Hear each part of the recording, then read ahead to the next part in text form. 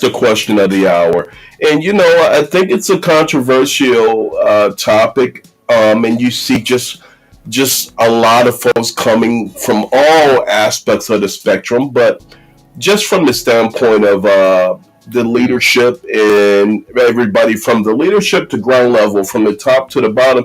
I think it's kind of not in our DNA. I think Chicago is rejecting it a little bit, but we will talk a little bit more about that. And in the show, and we'll address these questions, and hopefully we can break it down. And I'm sure that between the three of us, we'll end up with some resources that all the folks can take and talk about, and the who's, what's, when's, where's, and how. So, all right. So you guys, if you don't mind, I'll just go ahead and get right into it, and then we'll break it down and jump in and stop me and elaborate, and then we'll share the mic, we'll share the platform. Okay. All right. So let's start off with I guess we'll start off with the current aspect of it, and the current aspect of it is, let's start with our leader. So this is our great leader, Mr. Let's move this around a little bit. There we go, Mr. J.B. Pritzker, and here's where we're at. So for those who are joining in, this discussion is about the National Guard and militarization of our communities, not just in Chicago, but we are emphasizing Chicago and the surrounding communities. But we're just talking about how fair is it. So as some of you may or may not know, this is breaking news. The Illinois National Guard has said that they would stand down for now, at least against the Trump administration, from calling an active assembly in Chicago. So the Illinois National Guard leadership said, "Hey, I don't think it's necessary for us to do that," and it's. For many, especially the MAGA movement guys, they're going crazy because they feel like it's a direct disobeying of the president's orders. What do you guys think about that? How do we feel about that? Well, for one thing, unfortunately, we still have the Texas National Guard, as well as Border Patrol, as well as ICE to worry about. And I would just take issue, Amir, with something you said in terms of this is particularly controversial because Trump is losing support even amongst some of his base over this whole issue of the way he's militarized and sent troops in.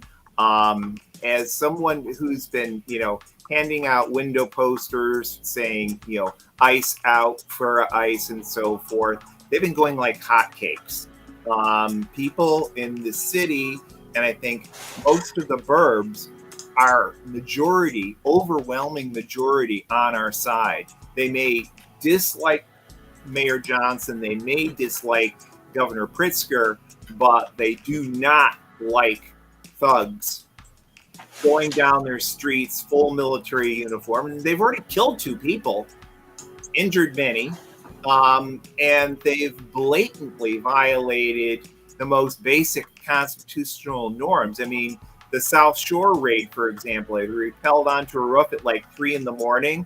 They dragged out, they busted down doors of some, I believe it's 400 residents, and they dragged out kids naked, zip-tied elders, stuffed them into moving vans for hours on end.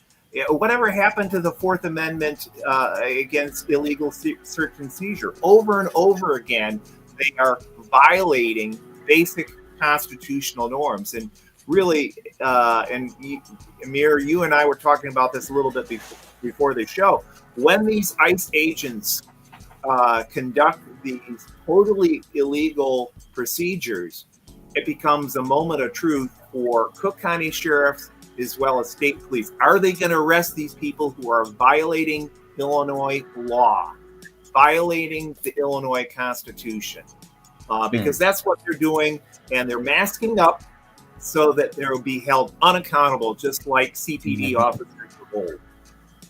Now, Andy, I have a question for you, because I was reading, just articles and posts here and there, but I know I saw one today or yesterday that said that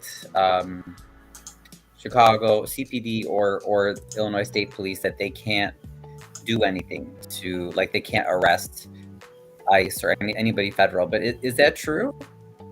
That's an open question. I put this to a very senior attorney at the MacArthur Justice Center. They had just held a press conference concerning the fact that ICE was going into and around domestic violence court and housing court and attempting to nab people who were, for example, trying to get extended orders of protection and so forth. And basically putting more victims of domestic violence at greater risk, because if people can't show up in court for this stuff, then the abuse continues. And he said it's an open constitutional question. This is not a slam dunk either way. But I think the attempt needs to be made when you have people like Silverio Villegas Gonzalez being clearly the victim of a felony, if not murder. They shot him into his backside and killed him. And the story that they put out, it was very reminiscent, frankly, of how the CPD talked about Laquan McDonald. They said, oh, he's a threat and all this sort of stuff. And of course, then the videotape comes out and shows that the CPD totally lied. The FOP totally lied. Well, we've got that all over again. But these agents, they're masked. They're hiding their identities for a reason. I had the privilege of going on a few solidarity delegations to Honduras under the dictatorship. And all the cops and all the thugs, private thugs for the big landowners, they were all masked up for the same damn reason, because they don't want to be held accountable. That's why CPD officers during the 1968 convention here covered up their badges and so forth. They do not want to be held accountable. And this has been the fact that they have covered up their identities, the CPD. This has been litigated over and over and over again in federal court. This is not something novel that they, are allowed to, that there is some precedent, court precedent someplace that says it's okay for them to hide their identities. Actually, the law goes absolutely the opposite way for, many dozens of cases over the decades. That's good to know, because I was wondering that too.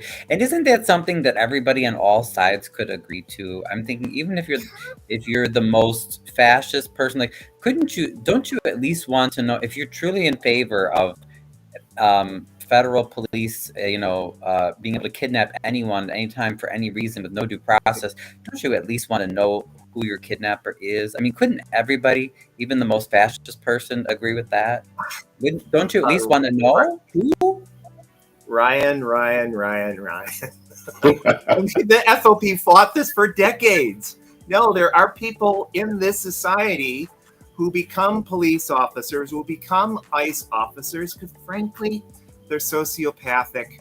They've got, issues of one sort or another, and they want to be able to lord it over others. Unfortunately, in any big workforce, you're going to have the certain percentage of sociopaths. I don't care what occupation you're talking about. Unfortunately, occupations where you're allowed to lord it over other human beings attract people like that. There's a power imbalance. And then the real problem, and I've said this for years concerning the CPD, the problem isn't the individual John Burge or other sociopaths. The problem are the so-called good cops who look the other way. Robert and his crew in the Ida B. Wells housing project, just blocks away from the CPD headquarters, did this for many, many years. He had a whole crew of people, and the city of Chicago just settled a whole series of over 150, maybe over 200 lawsuits connected just to that officer for $90 million. Oh, wow. They thought it was a bargain that they got away with just $90 million bucks. You have got now over 50 homicides, people who were wrongfully convicted of homicide due to Ronaldo Guevara and his colleagues, who've now been exonerated, i.e., at least 50 murderers got away because Ronaldo Guevara decided to quote unquote solve cases through all sorts of illegal means. It's costing the city of Chicago tens of millions of dollars, and we're not even halfway through with that stuff. Can I say to Andy and Ryan, just for the purposes of transparency, we met over roughly going on about 10 years ago at Home and Square, and to illustrate your point, and that was a nondescript West Side warehouse where the police were detaining people without access to lawyers, family, or booking records, and with accusations of abuse and due process. And I mean, this happened for years. So I mean, this was, and basically even at the point when we were calling it out, I mean, the activists at that point we were calling it a black site. Right. And the practices sparked a public outcry, but we believe, and I don't know, you may disagree, Andy, that those things are still going on today. Just to illustrate your point, I don't doubt it. I mean, I can remember when Snelling was one of the two main candidates for being the superintendent, and I heard all these people saying, "Oh, it's great. He came up through the ranks," and all I could think is that he can't be on any big city police force, especially one is notoriously corrupt down through the decades in Chicago, and not witness one of your fellow officers violating someone's rights. And at that point, you got a moment of truth. Do you report your fellow officer and follow, frankly, Illinois state law in doing so, or do you cover up a felony, which is also a felony? I would not be surprised at all. And I remember hearing a number of attorneys saying it's not just Holman. It's not just Holman Square. That's right. You look at out in Broadview right now, and it shares some certain things with Holman Square in terms of it's a facility not designed to hold people. People have repeatedly talked about the deplorable conditions of filth on the floor, people not wanting to sit down on the bare concrete because it's just so disgustingly filthy and held there for days. So just no, I'm sorry. Go ahead. I wanted to reply. You said that of course the police would never support showing their faces, but I guess my question was more is geared just towards the average MAGA citizen, where I'm really watching how, and I'm trying to screen out, knowing that there are lots of paid right-wing bot accounts that are not real, but people that I actually know or know of, that are MAGA fans, and I'm really trying to wrestle with and watch others ask them questions, and I'll try to ask questions myself and see how they answer. In other words, to see how far the logic is going to go. To say, okay, so you've come out in support of saying random federal agents can kidnap really anybody, anytime, for any reason, and violate their rights as long as the person's labeled illegal. And I will remind people that in Nazi Germany, for many years before the war broke out, all the arrests and the harassment and the camps and everything, those were all legal, legal, legal, legal, not illegal. So, legal is not the same thing as ethical or moral or right. But as Dr. King and any number of others taught us. Right. So, but I'm assuming MAGA's already a lot of these MAGA folks, they've already accepted all that. So then I'm just like, but you don't even think that they should show who they are? Okay, even if we disagree on the fact that that they should have the right to take people away, I don't think I think it's violating their human rights. But yeah, it's just it's very interesting to me to see how far how far are people gonna go with this? Well, dissecting the term illegal, I mean, they're abducting U.S. citizens. They're abducting people whose papers are totally in order and attempting to ship them off to other countries before they can get in contact with attorneys. Say, hey, I've got a green card, or I've got DACA status, or whatever. there's a reason why they're trying to do it in this brusque way and try and hit with a full force so that pro bono attorneys and so forth are completely overwhelmed by this tidal wave of federal law breaking. And the good thing, and I don't mean to sound Pollyannish about it because so many people have already suffered so much, I think the tide is turning. I think that so many people, not just in this city, not just in our suburbs, are so pissed off at what this president's doing, and he's clearly showing dementia in any number. If you ever listen to the guy speak, and so even some of he's hurting his own base. These Medicaid cuts are going to hurt his own base immensely, which is why they put it off until after the midterms. But there's other things, the tariffs and so forth, the taking away hardworking immigrants who do jobs that people with my skin color don't want to do. I did work as a third shift doorman once, though. But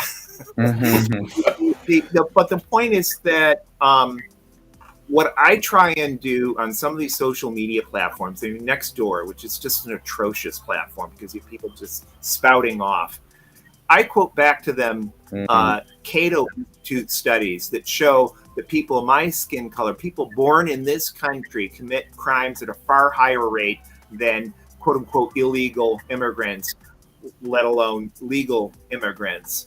I quote back to them Cato Institute, and this is Cato Institute was heavily funded and probably still is by the Koch brothers.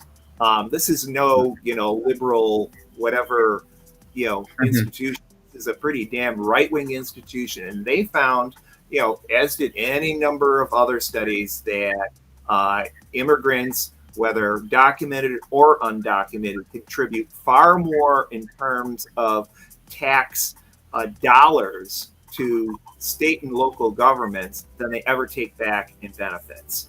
And if you just want to look at what a country without immigration looks like, look at Japan. Those of us who are old enough, you ever see the movie Die Hard? Die Hard, the whole meme is about, the Japanese are taking over. This was, I think circa 1989 or 85, whenever that movie came out. That was everyone.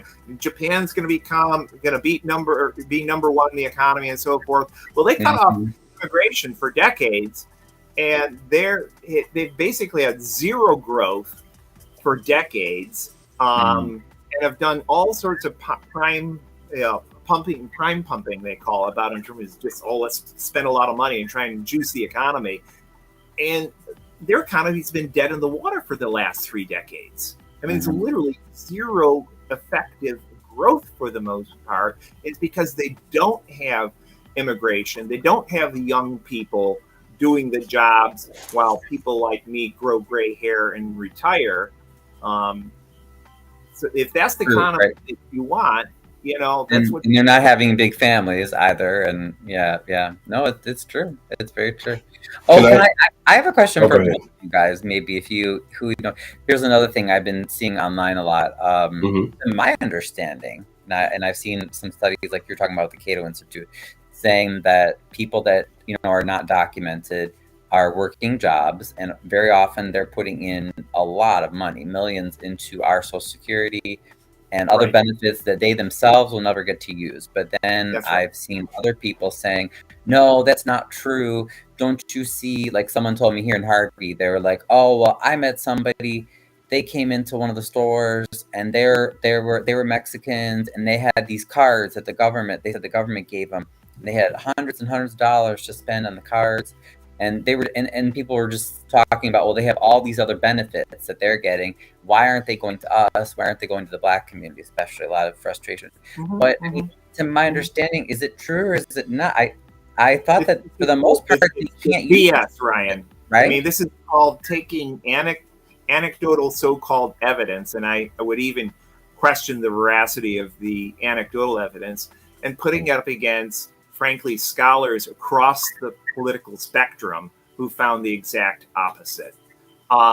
And the tragedy is that there are opportunists in every community. There's gay opportunists, there's Black opportunists, there's Latinx opportunists. I saw something the other day.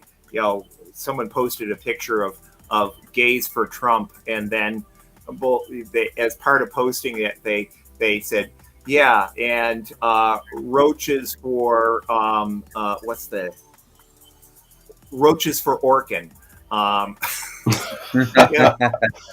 I thought you were going to say roaches for LaRoche, Careers. You look at some of, there were a handful of people who emerged in the 1980s, basically what I call Negroes against Black people, or homosexuals against faggots. I can say that I'm gay.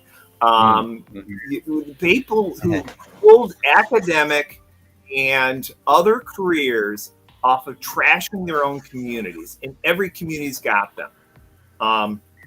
There's also people that I call they want to become honorary white people, and we've seen this with waves of immigration where Italians or Irish or name whatever wave of immigration over the last couple of centuries, where they come in, they're heavily discriminated against, but then they think, oh, now I'm a white person, I can trash other people that aren't.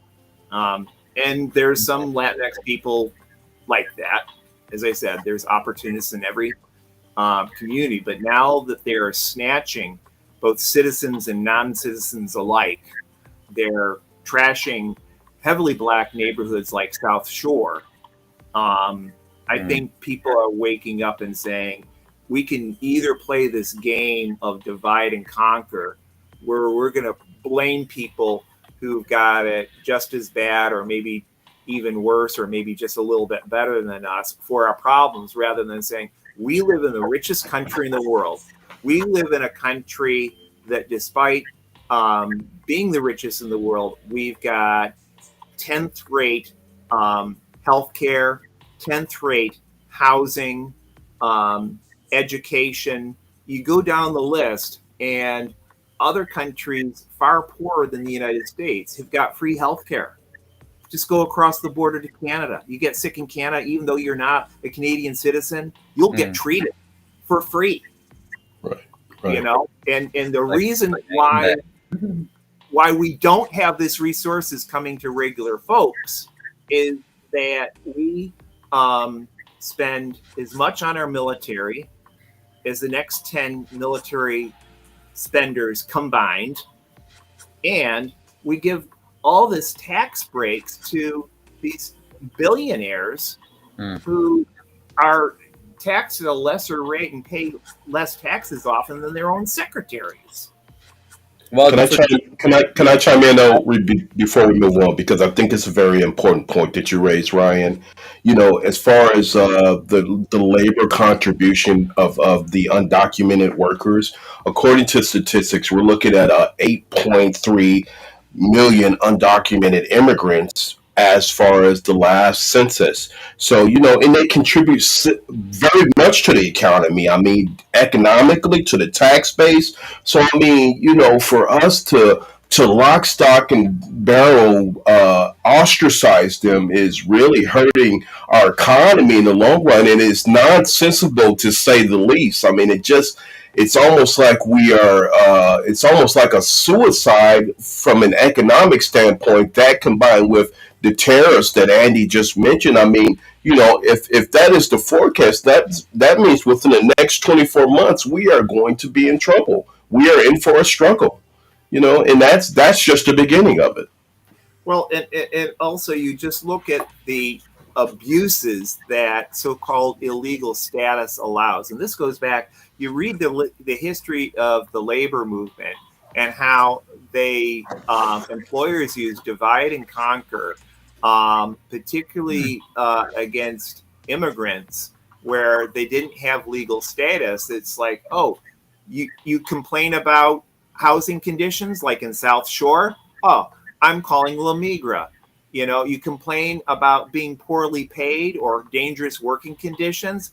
I'm calling La Migra. You see this over and over again over the decades in U.S. history. This is not something new. This thing that happened down in South Shore, where he had a slumlord who was, and this only came out, a few days later, where you had a slumlord who had a building that was in a deplorable condition, and the way he skipped out of housing court was to call in ICE.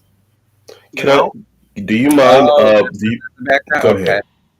But I just want to clarify. Can we please all agree and clarify because this is very common, especially in amongst certain Black circles where I'm talking with people, that people are saying over and over again that undocumented people are getting Medicaid, they're getting Medicare, they're getting Social Security, they're getting cards with cash, they're getting free housing, they're getting all sorts of things. I cannot tell you how many times I hear that. So can we all agree that they are not getting those things? Is that something that we could agree on then? No, they are. Systematically, they are getting those things. I mean, those are when you bring in an undocumented workforce. You just can't have people coming and you don't contribute to their quality of life. I mean, that would be inhumane. I mean, most undocumented migrants who are coming from Central America, Mexico, or South America, they're getting benefits. It's a factor in the reality. And a lot of times they're getting better benefits than the folks who are here. And I think that's where there's a struggle. That's what I'm hearing. Right. That's what I want to know. Let's sort fact versus fiction. Okay. That's what I know. What are they getting and what are they not? Because we can't really have a good discussion if we don't know the facts. You know what I mean? Illinois was temporarily giving them Medicaid. Pritzker cut that off, which I think was a huge mistake. I think, rather than playing this race to the bottom where we say, that person's getting a benefit that I want. Everyone should have free health care, not just the very, very poor. And we've got the resources for it. I mean, some of these clowns that live on, Lakeshore Drive or in Streeterville or Kenilworth, we've got the money for this, but they've been ripping us all off. And rather than pile on the people at the very bottom of the heap, that's. I will also say that, frankly, I was super upset with Mayor Johnson about the way he handled the migrants coming in shipped to us courtesy of Governor Abbott of Texas. It came out that the Chicago Archdiocese had volunteered to offer up its closed parish schools, its closed other parish edifices to the city of Chicago for free. But instead, Johnson apparently listened to his advisors or whatever rich people he was talking to, or whatever politically juiced folks he did, and was letting out multi-million-dollar contracts to these firms that had a horrible record of dealing with the city and other entities. I mean, this was not something new. These were awful, awful grifter corporations. And then Pritzker fortunately pulled the plug on them attempting to set up a multi-million-dollar shelter in basically a toxic waste dump. That's right. That was not too far from us. That could have been done in terms of the facilities themselves, the Archdiocese, which I've had any number of difficulties with over the years, as you probably know, Ryan, from their stance on gays. But to their credit, they did offer up their facilities for free. And instead, the Johnson administration went with these grifter corporations. And what, people rightfully said, well, why are you spending millions of dollars on these migrants, people looking at their local closed schools? So I understand where that comes from. But we also have to say there are more than enough resources for everyone. If we were smart, if we wanted to say something about global climate change in this city, we'd make CTA free.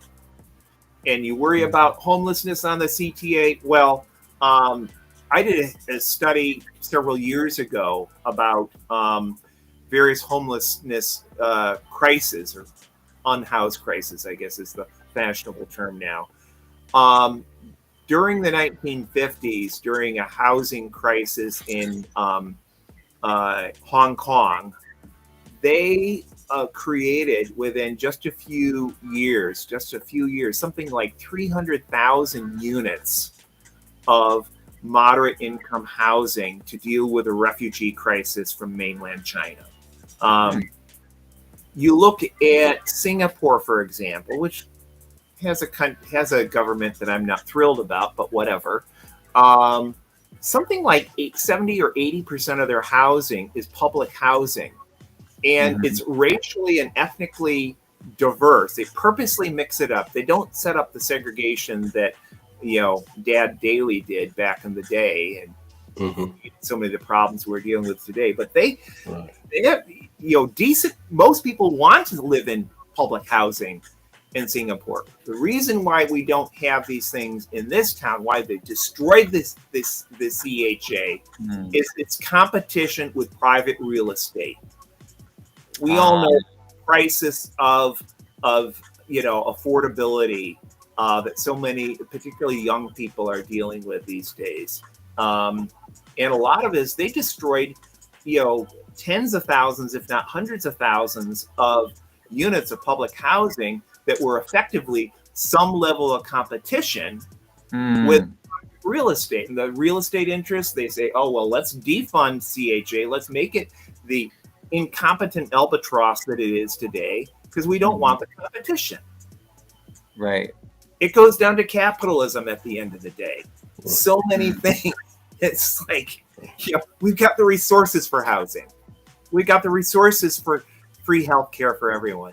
We could make public transit and inner city transit the way it is in places like Japan, Europe. Still waiting for the high-speed That'd be train. great. And we're the richest country in the world. Well, first we gotta get through this mega mess, and mega MEGA and then mega MAGA. It's a mess. And thank you for bringing us back to brass tacks, Amir, because I think is many people have suffered horribly already, and more will continue to do so. Yeah, I think I can see the tide beginning to turn. I think the orange one has overreached. He's pissed off so many people that aren't like me, fire breathing lefties. That he is in deep trouble on this. People are pissed off. Businesses are pissed off about this. Do you think that jackbooting troops running around the tourist district downtown is great for tourism? We already got the Mag Mile businesses crying about, their profits. And can I chime in before we editorialize a little bit, guys?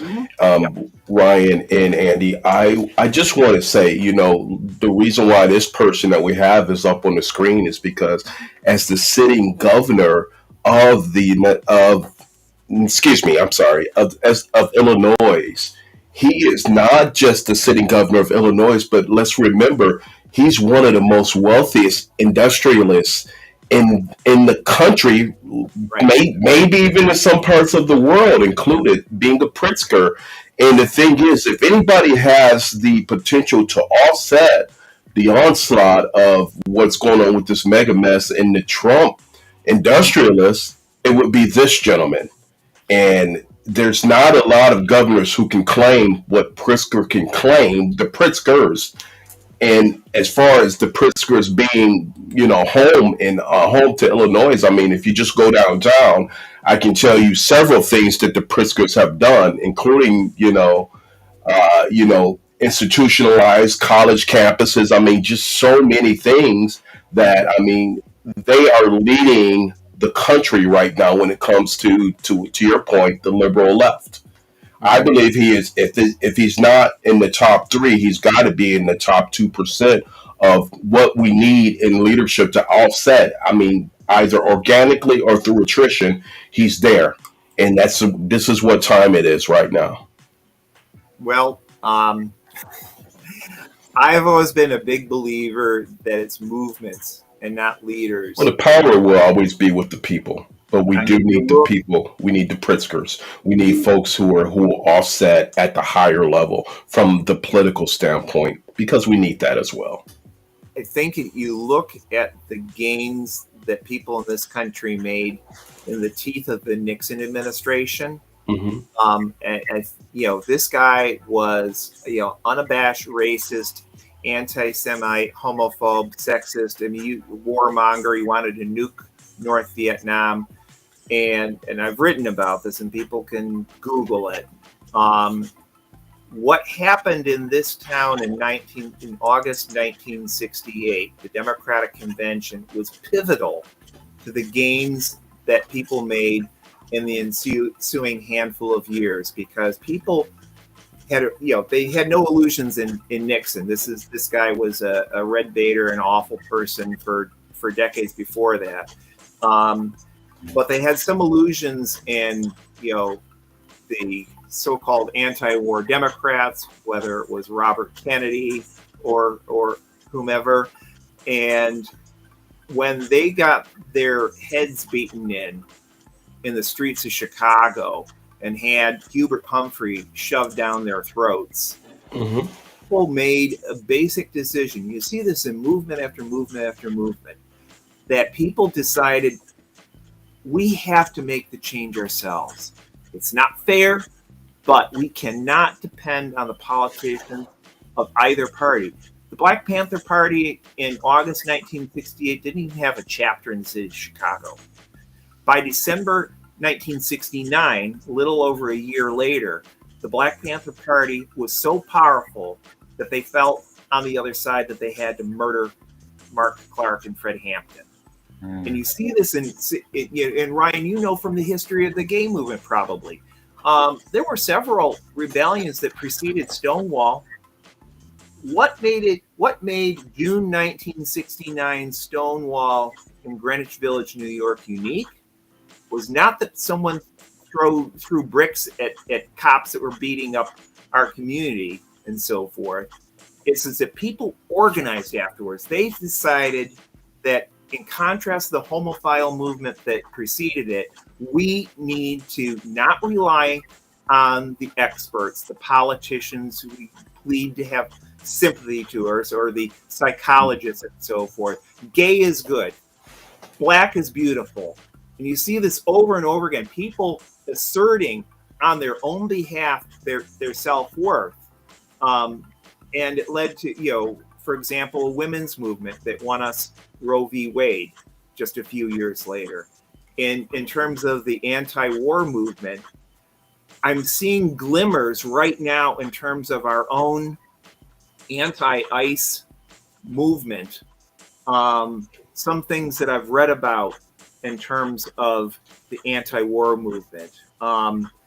It can be so frustrating dealing with these ICE thugs, because they seem to have so much power, and what can I as an individual do? And someone gave me a great analogy. It says that no one person, no small group, no even moderate group of people is going to stop this, but we all got to be sand in the gears.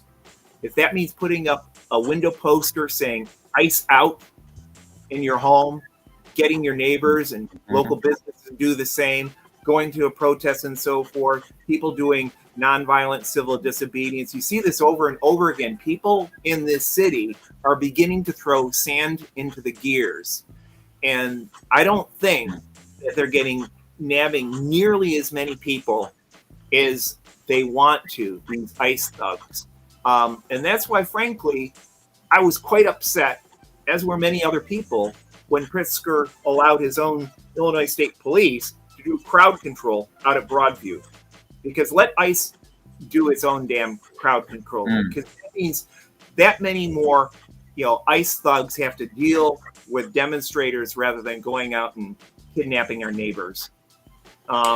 Right. No, I agree. And I was going to say to say that, I mean, I agree with what Amir's saying, and that I would hope that Pritzker would be using his fortune, for to be a good influence. Unfortunately, I agree with a lot of what he says about protecting immigrants, but same thing with Mayor Johnson. When you look at the actual rhetoric, I listened to the press conference of the police chief in Chicago yesterday, and then, like Right. you said, Killing. seeing how the Illinois State Police behaved, and it that doesn't match up to the rhetoric, because I'm like, Mhm. oh, when I look at it, it looks like they're either helping ICE actively, or at the very least they're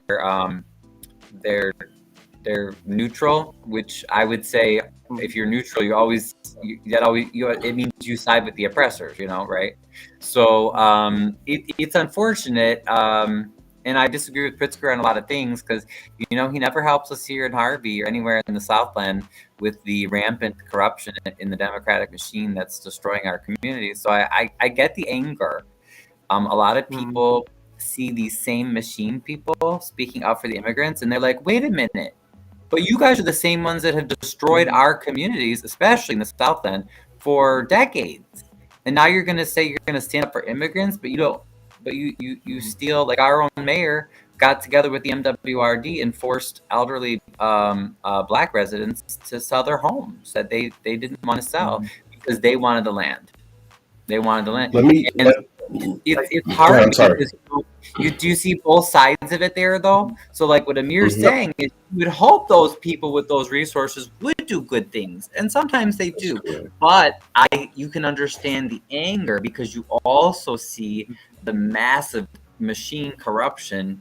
And so I think, unfortunately, the immigrants end up being the scapegoats, right? In a lot of Well, situations. in this, you go to a point, Ryan, that I mean, we can complain about the horrible unilaterally killing of people just outside of Venezuelan territorial waters, where I think we can fairly confidently say that Trump is making it all up, that these are drug shipments. He doesn't have a damn clue, I'm sure. It just Mhm. diverts people from the Epstein situation and so forth. But at the same time, unfortunately, Obama had his Tuesday kill meetings, where they decide who they're going to drone bomb that Right. week. Before that, Exactly. Yes. George Bush, who was doing the same damn thing. So I think the people who, and the right makes hay about this, because Mhm. too many people in our movements give cover to the politicians who talk left but do bad things. I mean, Obama on NAFTA, for example, Hillary on NAFTA, etc. But Yes, yes. I just getting back to Governor Pritzker. Um, it's great that he filed these lawsuits. It's great that they're going into federal court on Thursday to hopefully get a temporary restraining order. But something that our friends in About Face Veterans Against the War told me, and I learned from, is that he should be offering sanctuary to National Guards people, whether they're Illinois or Texas or whatever, as Mm. well as other personnel who refuse to follow illegal orders. Oh, I like that. Now that's smart. That I'd he like to see that. and at the very least use his billions, his personal billions, to fund legal defense for these people. Because, and I've said Mm. this right on the front lines to some of these ICE thugs, not that they were going to listen to me, but I wanted to plant the idea. I said, do you think that when this comes out in the wash, and that people find that this is like totally illegal, do you think he's going to defend you any more than he did his good buddy Rudy Giuliani? He hung him out to dry. He hung Mhm. everyone out to dry. Right. And you look at the history of people following illegal orders, like at Abu Ghraib in Iraq. It's the Mhm. people who are right on the front lines following those illegal orders who pay the price, and not the jackasses above who give them. They get With, rewarded. I That's a good. agree. I I had I agree. hadn't heard that sanctuary idea. That's smart. Yeah. There But was the with that story of being the Fort said, Massacre. You know how Colin Powell became head of the Joint Chiefs of Staff? he got his start by helping cover up the My Lai massacre in Vietnam. So, here's a black person that we'll promote. No, I'm totally in agreement with some of it, not everything. But let's do this. I want to editorialize a little bit for people who are just joining, and then I want to go to the video real quick, Andy and Ryan, if you guys don't mind. So if you guys are just joining, what we're talking about is where things stand in the legal battles that are erupting with President Trump's efforts to deploy the federalized National Guard troops to Democratic-led cities, and this prompted not just a series of legal showdowns, but showdowns within the community, showdowns with community members, with activist organizations, even police forces, who are kind of at a crux of it's been this last 2 weeks have been a level of confusion, and it's growing, and it's resounding as we speak. So I want to go ahead and go to a video, and then let's take comments from the community. Okay, good. I was gonna say, I think we should say hello to our guests and take comments. So good. This video is the video from the South Shore residents situation, and I think because I think it's very relevant, and it shows that there's an outside influence of what's going on as well. So let's go to that video. ICE on the South Shore of Chicago. Agents from different agencies raided an apartment building in the city's South Shore neighborhood early this morning. Neighbors there report multiple arrests in this latest immigration enforcement action. People who live there are telling our Sabrina Franza that American citizens were briefly detained. She is live for us on that scene right now. Sabrina. Marie, inside this building behind me, many of the doors are boarded up after they were broken down during that early morning raid. Now, law enforcement sources tell us that taking American citizens briefly into custody just for their safety is standard protocol, which is what we're hearing happened this morning. Neighbors, though, who were in the middle of all of this say they are shocked to have been treated this way. They asked me, was I a U.S. citizen? I told them, yeah. I was born here. It was real tight, all right here. And every time I moved, it would hurt.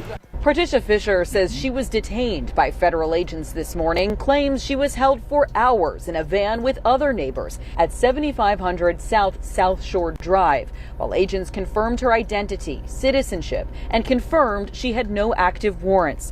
She describes the scene as she says children were also let out of the building. No shoes. The kids that had no pants, no shirts or no pants on, they just treated us like we were nothing. He said he had warrants for 5 people. I said, so why are you detaining the whole building? He says for the safety of our people. Ebony Watson watched and filmed what she saw. And all you see is this whole block full of budget rental cars. Showing a massive show of force and rental trucks used in this mission alongside ICE, FBI, and other federal agencies. The FBI called it a, quote, targeted immigration enforcement operation. Are they at the property? Because we're here. We tried to find the property manager. No one would meet with us or give us any information about what happened. It's crazy. It felt like we were under siege last night. Meantime, this Chicago neighborhood is grappling for answers. They brought a baby out completely naked and wouldn't allow the mother a chance to clothe her child. You know, it's distressing. Now, we've reached out to ICE, DHS, as well as to Customs and Border Patrol for more information on what exactly happened this morning, who was detained, and why. We're still waiting to hear back from them. Live in South Shore, Sabrina Franza, CBS News. All right, that's that. So let's go back to the comments. I'm gonna and then Andy and Ryan, we can go ahead and address that, because I know that's burning a little bit, and we've already mentioned it. So this is hello, French. French was saying, I quit my job in nursing because of free healthcare in Canada. You know, the healthcare debate is an ongoing debate, and we definitely have to see, after this chaos is over with, how we drill down those issues, the issues of how we deal with healthcare, because it's definitely been a long overdue comment or a long overdue issue. You know, especially when, as you guys are saying, and we've already talked about, and Andy, you mentioned it as well. I mean, other countries get free healthcare, and I mean, we have enough in financing and in our federal budget that we can make amends for people to get free healthcare. It's definitely well overdue. So thank you, French, and welcome everybody to the chat. If you're just joining us, please feel free to comment and join in. And hey, your voice matters. So Crook County says it shouldn't take a governor to respond on his campaign for governor than any political candidate ever spent running for president. It should definitely be about the movement. What's your thoughts? I agree with that. I mean, the unlimited spending on campaign. I mean, we can talk about Citizens United, and it was horrible before Citizens United, but it's just, you get the best politicians in Supreme Court that money can buy. Yeah. Thank you for that comment, Crook, and definitely a good point. So let's see. Hey, Brian, Wade, Ramona, everybody else in the chat. Again, if you guys are just joining us, we're talking about the issues of ICE and the National Guard being militarized in our cities, especially Chicago. And before we started the show, myself and Ryan and Andy, our special guest, Andy Thayer, human rights activist, we were saying, hey, Chicago has its own DNA, so we'll see how well it works in good old Chi-Town and Windy City, because I think it's not working too well. Okay. Kurt said, Ryan, wait, who else? I just want to make sure to get everybody. I thought I saw. Yeah, go ahead, Ryan. Call him. Silverback Gorilla. Hey, Silverback. Hi, Silver. We said something due to French. Crook, thanks for joining us. Crook, again, I have to give him credit. He did a great job. Crook County put together, and I think I shared it on my channel. I think you tagged me, Crook. But he did a nice compilation of a lot of the recent ICE incidents. So it's about an hour or so of all just compiling a whole bunch of them. So if you want to see them all compiled. Yeah, let's get to that. Let's get to that. At least if not on this segment, let's get to it, because it would be interesting to see. Yes, it's free, but it's managed by Duck. Not sure what that means, French, but maybe you can elaborate. Is it managed by Donald Duck? Is that a French a canard or something? Like stupid people, probably French? I guess it's a connotation that it's not managed at all, but I don't know. We'll see about that. I'd rather have the because they do the same thing in France. I'd rather at least have the good programs that we don't have, and then be able to complain and say like, hey, let's fix them and make them better. But at least they have them. Like I remember years ago, and this is why I am sympathetic with people that are very I don't agree with a lot of Chicago flips red in as far as the movements to say, hey, let's bring Trump in here, let's bring ICE in here, But I get the frustration though, because I remember in 2008 I was living in Lakeview at the time when, or we had just moved to Lakeview. My ex and I we were living in South Loop when Obama had his inauguration. We were actually living right there by Grant Park, and it was beautiful, magical, and everybody was like, oh, and Oprah was there, and it was like, he's gonna change the world. Oh my gosh! And then I remember in 2009 or whatever, but we got this little studio in Lakeview, and we were just both home, and I had the TV on, and we were watching. The Democrats had everything. They had the presidency. They had control. People were so pissed after the Bush years, and I just remember feeling so crushed seeing no immigration reform, no Medicare for all, no they had promised, and Obama had promised hope, and we're going to do all these dramatic reforms. Nothing. The Democrats had total control. Nothing. So I get it, and that's what I want our viewers to, because I know we don't have any Chicago flips red person on here tonight or whatever, but I want to say that because I get the frustration. I'm with you guys. I totally get it. I just don't think that using fascists to fight the corruption in the Democratic Party, especially that we see in Cook County, Illinois, I don't think that's the best way to go at it. You know what I mean? But I think if we don't acknowledge that frustration, then it's very dangerous, because then we have missed the anger of the people. It's just, unfortunately, the immigrants are the latest scapegoat, because you notice both sides, if you look at Democrats and Republicans, neither side wants to fix the problem, right? Like you said, Andy, Right. we still don't have comprehensive immigration reform. We still don't have universal health care. We Still don't have money for education, but they're very happy to find scapegoats. Yeah. Well, and you look at the last time there was immigration reform. Guess who signed the bills? None other than Ronnie Reagan. I was going to say, wasn't that Legalized a whole bunch of undocumented folks who are here. And our Democrats last summer, what they were pushing was this super right-wing bill, very vindictive, sponsored by this Oklahoma senatorial yahoo, who's to the right of Attila the Hun. And they didn't pass it simply because you had the orange one wanted to take credit for it. So they passed it once the orange one was back in office. But I think we should take a page from history. I brought up Richard Nixon. Did you know that because there was a powerful Black Power movement, he quintupled food stamps? He brought affirmative action out on a national, because the Black Panthers were embarrassing the crap out of him, because they were providing the free food, they were providing the free health care and their survival programs. And he launched affirmative action on a national scale that hasn't been seen since. This is a guy who launched the Environmental Protection Act, the Clean Air, Clean Water Act. All this because people were in the streets saying, we're fed up with these damn politicians. We demand this stuff. We don't give a shit if it's a bigot in office like Nixon, in this case Trump. We're going to force them to do this. And that's what we got to learn from our history. It's easy to say, well, it's just movements. Well, right now, disgust with both parties is at record highs. Guess what the last time was when that happened? 1968.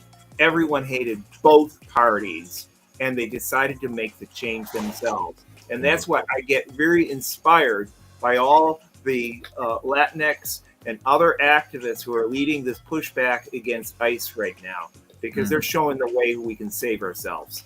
And French, by the way, just to thank you for that comment too, Andy. French was saying it's a two-tier system, public and free. So I guess, if you decide to go with the private, it gives you an extra benefit other than, the public system. So we get it. We get it. Ryan, this is one for you. Thank you. Welcome, Dave. And French, he's giving it to you in French. Oh, yeah, il s'est Ryan. Oui. Le gouvernement américain pourrait émettre plus de visas pour travailler aux États-Unis. So basically saying that we could give more work visas, and we can. But remember, that's not the point. The point is to have the corporations make us their slaves. And I made a video about this the other night, and I feel very passionate. And the title of the video, or the live that I did, was "The Most Dangerous Minority in America." And I did it on purpose. Because I did not say, and I wanted everybody to think in their head, right? So the person who hates Jews is like, it's those damn Jews. The person who doesn't like black people is like, it's the blacks. All the black people on the South Side are like, it's those damn Latinos staying at those luxury hotels in South Shore. You know what I mean? So I wanted everybody to think that. And then we went over statistics, and we talked about the wealthy people, like the Pritzkers, like Bezos, like George Soros, other people. And we said, they have the resources. The goal is to get us to fight each other. So we never get the healthcare, the education, the I was thinking about it today as I was showering. I'm like, what about the Green New Deal? Do you remember that when Bernie first ran for presidency? And I was all excited. People were excited. The Green New Deal. We still need a Green New Deal. China's building out. They have so much solar power capacity right now. They have their high-speed trains they've been building. Think how many people that would like in Harvey, we used to be, we were a huge factory town, and we still have manufacturing here, but we need more jobs. Think of how many people could be employed with the Green New Deal. You know what I mean? But you notice how, like you said, Andy, we've got to change the dialogue. Both sides want us to fight. I'm sorry, the rich, both parties, because really they're both run by the same rich people, and that's what I try to tell people. It's not different. It's not really people, different. whatever. Right. I mean, they're all buddies. They all go to the country club together. You know, they're all like, oh, I'll see you at your daughter's whatever function at the so they want us to fight each other so that we don't get the things we need. And that's what I want people to realize, that I get everybody's frustrated, but no matter who you think is the most dangerous minority in America, I maintain that it is the rich. It's the 1%. It's the few that are in power. They have all the resources. So they're happy to see us just shoot each other to death, you know? I wanted just to address what Ramona's putting in there. What we've seen in D.C. is that this National Guard literally stands around and does nothing except waste tax. And they literally were like cleaning up parks, doing trash. Really? Because they're not trained to do crowd control. They're not trained. They don't know any more about arresting so-called wrongdoers than someone who just came off the street.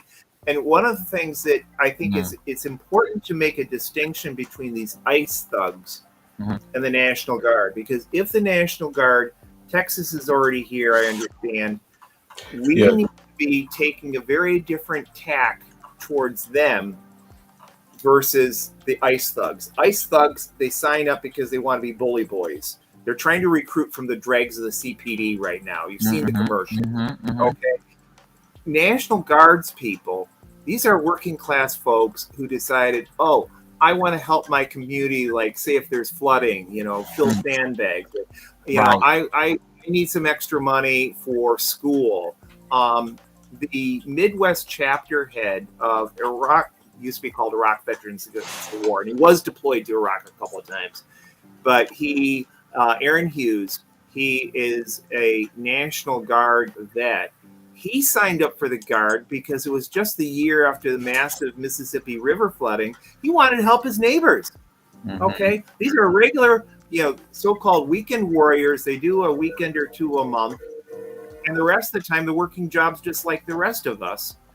So they really are from the community, and we should have conversations with them, because I will bet you 10 to 1, most of them don't want to be patrolling our streets. Hey, Texas National Guard, you're welcome to come back when you're out of uniform and see our beautiful city, but you're being used right now. Right. Game that doesn't help anyone. And by the way, the estimates, and I think they're lowball estimates, is that they were wasting $1 million a day on the Guard. This is money that could be housing the homeless. This is money that could be giving us the health care we've just been talking about. And by the way, guess who fills out so many of those low-level nursing and orderly jobs in hospitals? Guess who fills so many occupations within our nursing homes? If you ever visited one of your elderly friends or relatives, you've got probably at least 50% immigrants. They're doing the jobs, wiping people's. My late friend Chris Giovannis had a term for people who wanted to get rid of immigrants in this country.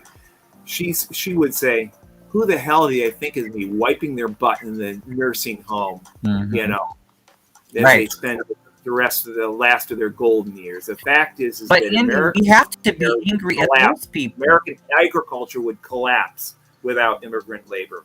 But Andy, we have to be angry at those people, because if we're and stand in solidarity with them, and we see that the rich are raping us, and they want us all to be their corporate slaves, we might rise up. We might actually hang out and figure out we have more in common with the undocumented immigrant who lives in our neighborhood or who lives in Chicago than we do with Jeff Bezos, and buying into this fake American dream that I'm just a temporarily inconvenienced millionaire. One of these days, I'm going to win the lottery, and I'm going to be a millionaire, even a billionaire, just like Jeff Bezos. So that's why I defend rich people, even though they don't care anything about me. I mean, like, you know what I mean? We've got to change how we think. Who are you going to have solidarity with? A rich person who, honest to God, could not care less. If they would kill you if it meant that they could get a few wrinkles removed. You know what I mean? Or someone that the rich corporate media is telling you is so, is a dirty gangbanger from some Venezuelan gang, and therefore needs to be taken off the streets. But if you actually talk to them, they're more than likely probably just someone who came here from a country that we ourselves have tried to destroy. We have a huge empire. Oh yeah, through sanctions, installing dictators, invading. Right. And climate change. There's been a huge multi-year drought in Central America, which I think it can reasonably be connected to the fact that the global climate change brought on by all these fossil fuel usage. Right. And also the various so-called free trade agreements, which means that heavily subsidized U.S. agriculture floods the rural areas of Mexico and rest of Central America, wipes out the subsistence farming. Those people are forced to migrate to the cities where there's no jobs, and then they head El Norte. Who can blame them? Who can blame the many hundreds of thousands, if not millions of people doing the same thing, fleeing sub-Saharan Africa, where global climate change has made the Sahel unlivable for many former pastoralists, and they're heading to Europe. And you put Europe and the United States together in terms of villains in the whole climate change debacle. Well, hello, you're talking the two centers of the great industrial revolution started in the 18th century. And what Ryan and Andy have said, going back to the question about the National Guard, one of the things that we do have to remind is we are also in the middle of a government shutdown. So, there's questions about the funding for these troops since they are federalized now. So, the Texas National Guard arrived at Great Lakes this afternoon. And basically, there's nothing for them to do except for crowd control ahead of any specific assignments, according to sources. So, it's just a cluster like none other. And I mean, I definitely want to go to this part and, and we can go ahead and talk about this as well. And I want to know how you guys feel about this, also in the chat, also, Andy and Ryan, today Mayor Johnson signed the ICE free zone executive order, which creates a clear mechanisms to prohibit federal agents from ICE from using city-owned property in their ongoing operations in Chicago. The order is supposed to expand and give protection to locals in the community to provide citywide effort to safeguard our communities. I mean, and according to Johnson, he's saying we will not tolerate ICE violating our residents' constitutional rights. Nowhere we allow the federal government to disregard our local authority. So ICE agents are detaining elected officials, tear gassing protests. And you know about that because you were in the middle of it, down in Broadview. In Chicago, police officers have been gassed as of 2 days ago, and abusing Chicago residents, as we saw in the video. So according to Johnson, we will not stand for this. And with this executive order, he stands firm in preventing or protecting the constitutional rights of our citizens. What do you guys think? Well, where the rubber hits the road? It's when one of these ICE thugs refuses to leave city property. Is the CPD going to arrest them? Are they going to detain them? Well, this is an open legal question. I had a conversation. I think we were talking about it before the show, Amir. I had a conversation with a senior attorney at the MacArthur Justice Center, and it's an open legal question. What happens when local officials attempt to enforce state law, or in this case, an executive order? I will tell you that ICE was hanging out at the L stations that were contiguous to this past June's Gay Pride March. And some of us were calling, hey, Mayor Johnson, you should not be allowing ICE on CTA property any more than they should be allowed on CPS property. Right. That only CPS property was out of bounds. But we're gonna have a situation here, and who knows which way it goes, because these ICE thugs have repeatedly violated Illinois state law. That it's like when you've got a cop at the CPD who witnessed one of his or her fellow officers violating the law. Mm-hmm. We know what they usually do. They go along to get along. Mm-hmm. They become corrupt themselves as a result. So I'm glad the executive order is there, but we have yet to see the rubber hit the road. Yeah.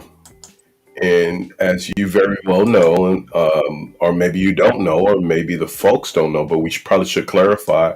It seems like the contrast with the Chicago chief of police was a little bit different, and he was saying, "Hey, we're not gonna, we're gonna allow the federal agents to do their job, and we're not gonna question that or even get involved." So it almost seems like it's two different narratives coming from the chief of police and the mayor. So, like you said, I mean, theoretics mean one thing, but the actual reality of it and the enforcement is a whole nother situation altogether. And this isn't the first time that conflict has come out. In the run-up to the DNC, every single group that applied for a permit was rejected by the city. And guess who is at the head of that whole process? It's none other than Snelling.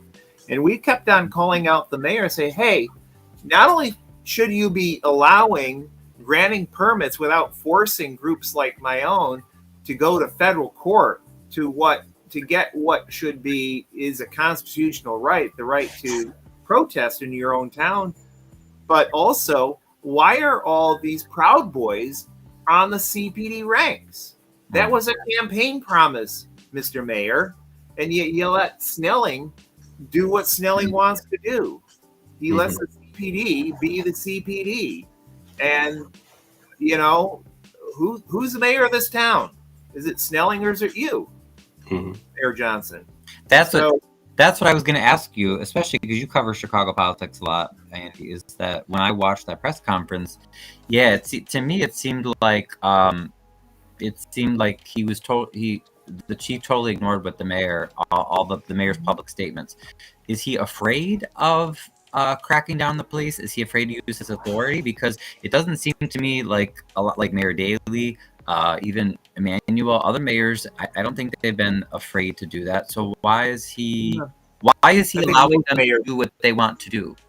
I think most mayors have been afraid to do anything about the CPD, and that's why they avoid doing anything about the CPD. I don't think he's the first, but he's coming at the issue with very different rhetoric than his predecessors. And I know that there's different groups in the city who unfortunately give the mayor a pass on this, and they shouldn't. I mean, you just look like hypocrites.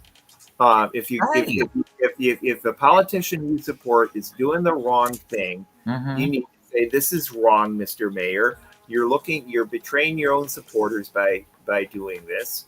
And I think that's how the left in this town and nationally loses a lot of credibility. Don't defend the undefensible. Say, Mr. Mayor, you really should have responded to the migrant crisis in a way that wouldn't allow the other side to pit Black people against Latinx people and vice versa. You should be saying that you're going to do something about. I mean, we're the wrongful conviction capital of North America.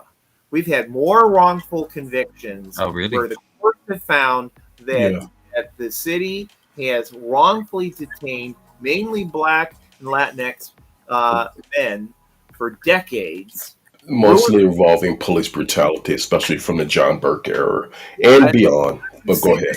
I have a late friend whose son was, there was all sorts of evidence pointing to his innocence. The victim said that there was one assailant. They managed to convict 3 people for the same damn crime. And I saw her going through these year after year of endless court battles. You're up on a felony. I don't know if either of you had the pleasure the way I have. You're going to be going to dozens of court dates, assuming you can make bail. And I mean, that was back when there was cash bail. And the disruption to your work life, the disruption to your family life, and everyone around you is immense. And that's if you get found not guilty, the way fortunately I've had the good fortune to have come my way. So you allow this police misconduct to fester, it destroys whole communities. It does. It does. And now we're at a time where we do need, I mean, and I want to just air my disagreement. I mean, and this is the time of confusion and people are all over the board. But what I was saying about Pritzker and the leadership and even some of the local mayors, and I think I want to show a video and then get the comments and then we can come back. The last video is the Broadview mayor, Andy and Ryan, and how she handled the situation. And I know that we talked about, it's been a cluster of different emotions, but I think that she handled it. I think the mayor and the chief of police in Broadview, because of what they're dealing with, I think that they had to take action. So I think, and even in Mayor Johnson's standpoint, I think he has to take the action that he's taking. If not, we know Chicago, especially in some of these rougher urban areas, it's going to lead to violence, and I just see it happening, and I forgot the historical, and, for me not to, I shouldn't even try to quote it, but there's been historical movements that have started. I mean, what about the military violence that happened on a college campus? I believe it was in the late 60s, maybe 1968. Jackson State. The Jackson State issue, right? I mean, we would see something similar to that if and we still can see it, and I think that that's what the leadership is trying to avoid because, we know Chicago, we know the DNA of it. But before we even drill that down and, just for the remainder of the time that we have together, guys, I just want to show that how Broadview was actually handling it. And it's like a 2-minute segment. So if we can watch that. Yeah, absolutely. Okay. Thank you.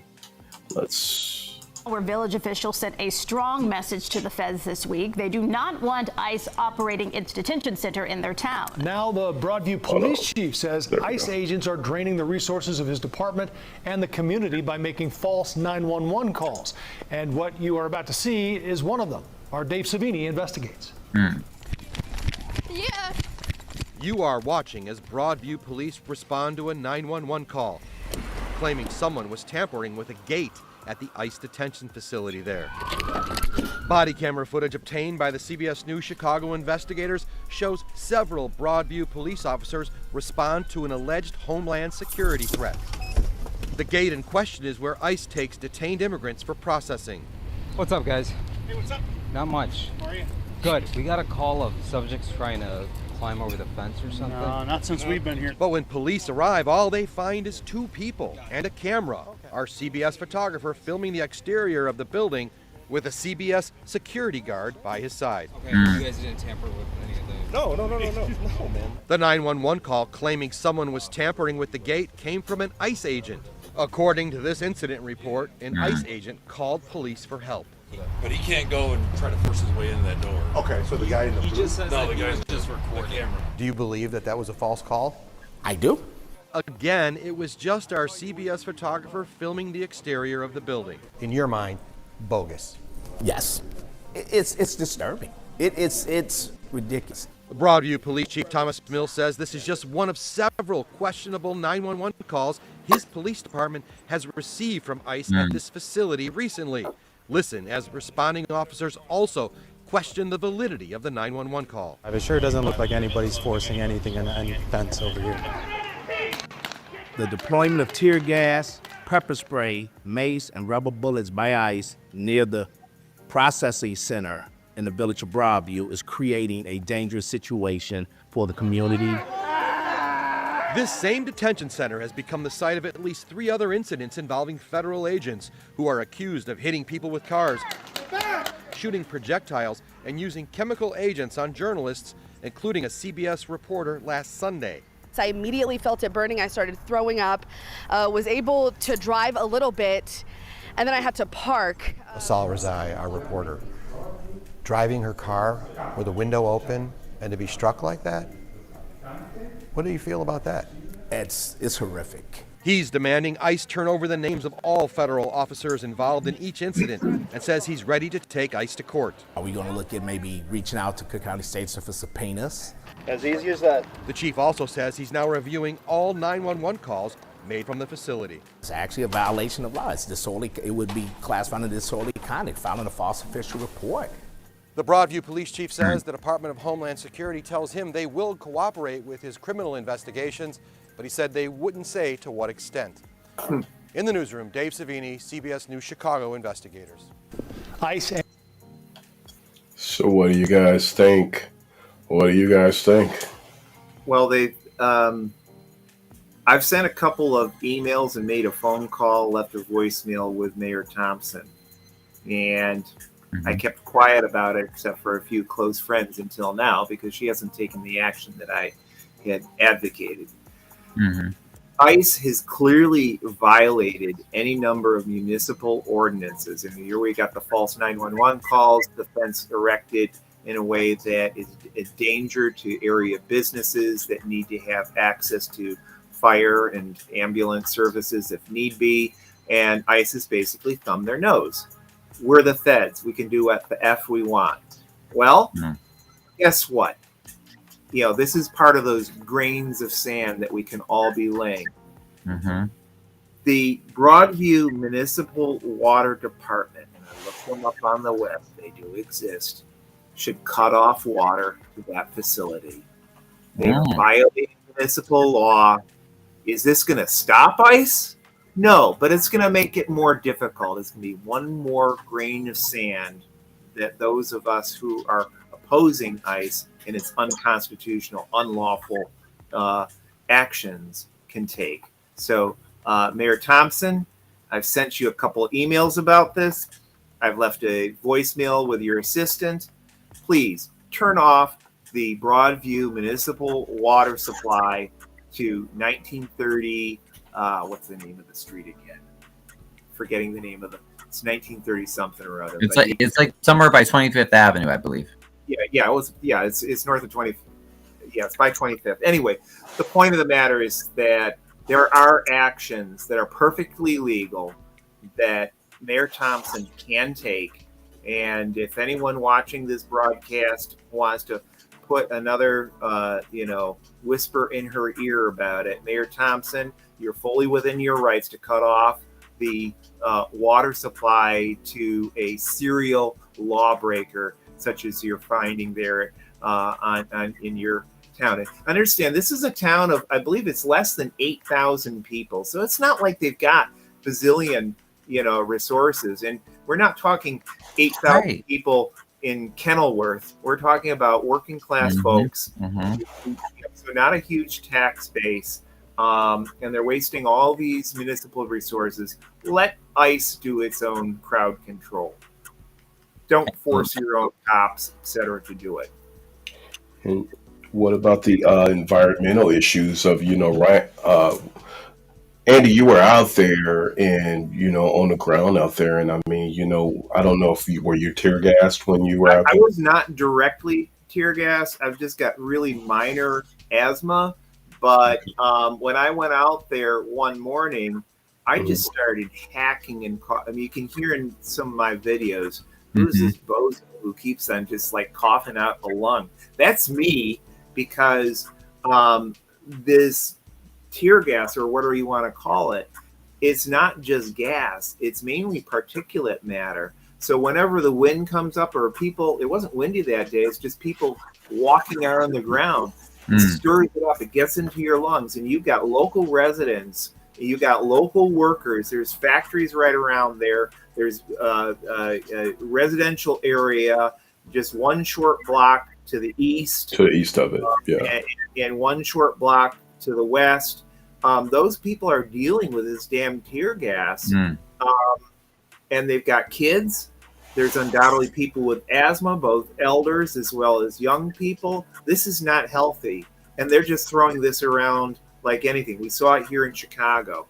Mhm. And that, and I'm glad you brought up that picture there, Amir, because this whole nonsense of putting a boat on the Chicago River and visiting these famous, Chicago landmarks. Here you got the Art Institute in the background. They're right off of. Yeah. People, this is about theater. They brought out high-def cameras to film, and you watch their video. It's got music to it. It's got music to it. This is not about protecting people. This is about crafting a narrative of intimidation, of we're the boss here, we're big men, all this macho bullshit, pardon my French. And it's such a waste of money. These goons here are on the screen right here. Just think what the kind of money they're making that could be spent again on our healthcare, on our schools, on our public transportation, you name it. This is what we're spending. And this is just a microcosm what the United States military is around the world. That said, they can be defeated. Those who've done a close history of the U.S. war on Vietnam, you know how that war ended? It ended because people in uniform on the United States side decided they were no longer going to fight. So they started standing down against it and protest. Well, they organized. And they basically committed capital offenses. Yeah. Mutiny. Treason. Mutiny. Yeah. Civilian movement comes in. Is that people are not going to take that kind of risk unless they feel like the country's behind them. And people who are doing all these, the rating the draft boards and all this sort of stuff that was going around at the same time sent the message to people in uniform who were risking far more than civilians were with their actions that, hey, regular working class folks in this country have got our back and we're not going to die for empire. That's how the Vietnam War, the war in Vietnam, how obviously it was the efforts of the Vietnamese themselves also, but it was the crumbling of the U.S. armed forces, not just in Vietnam, not just stateside, but right around the world. There were GI newspapers, GI organizing. And that's when we talk about regular working class people in uniform, such as your National Guard, such as your Army, your Marines, and so forth, that they've got families at home, and we got to try and reach them. Now, hardened ICE thugs are a totally different matter. They join up with that outfit because they want to push people around. A lot of them, I think, are sociopaths. You look at the way they're treated. No, I agree. And they say some of them, at least some of them, are potential January 6th rioters. Oh yeah, I'm sure a lot of them are veterans of that. Well, and there's stipends going on with ICE. If they're arresting people in quotas. So, we are not yet in the midst of a constitutional crisis, but, we are getting to that point. So, and I do want to say the other part about this particular graphic is, to your point, I think you hit on it a little bit, Andy, but I think that, going in the business district, right off the Magnificent Mile and tourist areas, and, how much crime can be going on, so, if you're seeing DHS, and even in some of these areas, this is not what they were mandated to do. So, I don't even think they're doing a quarter of what they said the mandate was when they were originally activated to go into these cities. So my thing is that, you are seeing the pushback from the governors. Governor Tina Kotek of Oregon wrote to the U.S. Northern Command asking them to return the 200 Oregon National Guard soldiers to her control so she could send them home. The federal government has kept the Oregon soldiers were keeping them at a training camp in Portland suburbs while awaiting the federal appeals court ruling on their deployment. And the courts have to be clear in this. And I do have a little bit of hope for the courts, at least the appellate courts, not the Supreme Court, that, they can be and they can really help remedy this situation in a lot of ways. And the soldiers should go home to their jobs and their families. And we need to see that. Well, and just bringing up the courts, it was the Nixon-Pack Supreme Court, all-male Supreme Court that gave us Roe v. Wade. Was it because they suddenly say, oh, Hosanna, I guess women deserve to be able to control their own bodies? No. There was a massive women's movement. People were militantly demanding their rights. And that's what shifted the court. And this is how we won equal marriage rights in this country. I can remember campaigning for equal marriage rights. We started in the year 2001, and we had literally single digits in our favor polls-wise. By the way, that was also, of course, the year of 9/11 and then the Afghanistan invasion. And I and other anti-war activists were opposing the impending invasion of Afghanistan. Again, single digits supported our side in the polls. And, voila, through organizing and people's personal experiences, both those polls flipped such that a majority of Americans, even a majority of Republicans, supported equal marriage. Now, that's probably shifted back some with the current right-wing onslaught. But the fact is that we can organize and change public opinion. The problem with politicians, they're so busy chasing the votes that they want to be popular all the time. So Obama was, as a state senator, was in favor of equal marriage rights. And then when he was on the campaign trail, at the same time, I might add that the anti-gay Proposition 8 was going on, he said that his so-called religious values dictated he had to be against equal marriage rights. And then when the polls flipped a few years later, then Hosanna, he saw the light again. So the leadership is not going to come out of our politicians, even the most well-meaning ones, frankly. That's not their role in our society. The role of radicals is to raise the unpopular issues, to campaign about them, and hopefully win a majority of people in this country to our positions that ICE sucks, that we shouldn't have federal troops in our streets, etc. And that's how we force the politicians and the courts to move. And I'm glad you shared that, Andy, because that shows the unique perspective that you have. That others do run for, may run for office, or they may be activists that cover a lot of government stuff, like I do. I know Amir does that too. But I think you have a unique perspective that I've seen, where you're very focused outside of electoral politics to keep the pressure on. Like you said, like the vanguard, keeping the pressure on and pushing the envelope and the awareness on the issues for the general population, and by that, hoping to change things via that direction. So I think that's something very unique that you bring.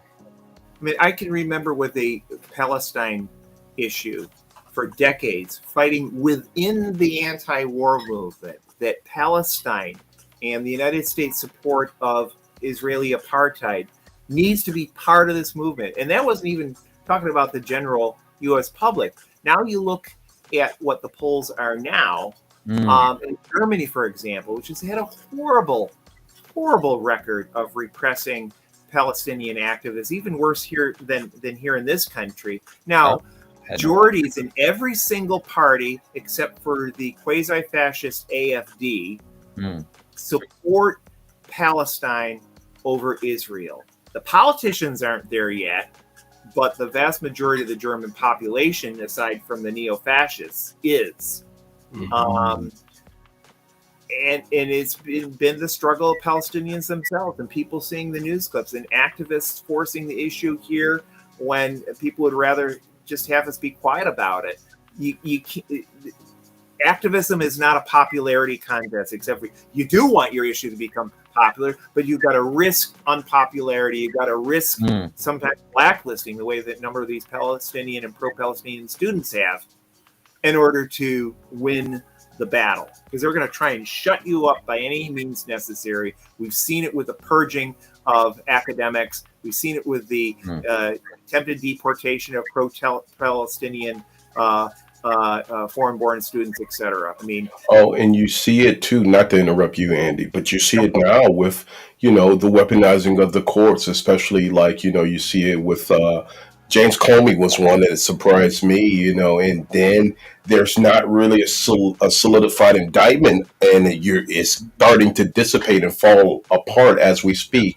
Or, now Pam Bundy is actually, she was supposed to go after Letitia James, and, now we're seeing there's talk of Jack, what's Jack's last name? Help me.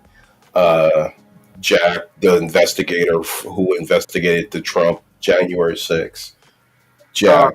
Are you thinking of the California congressperson? No.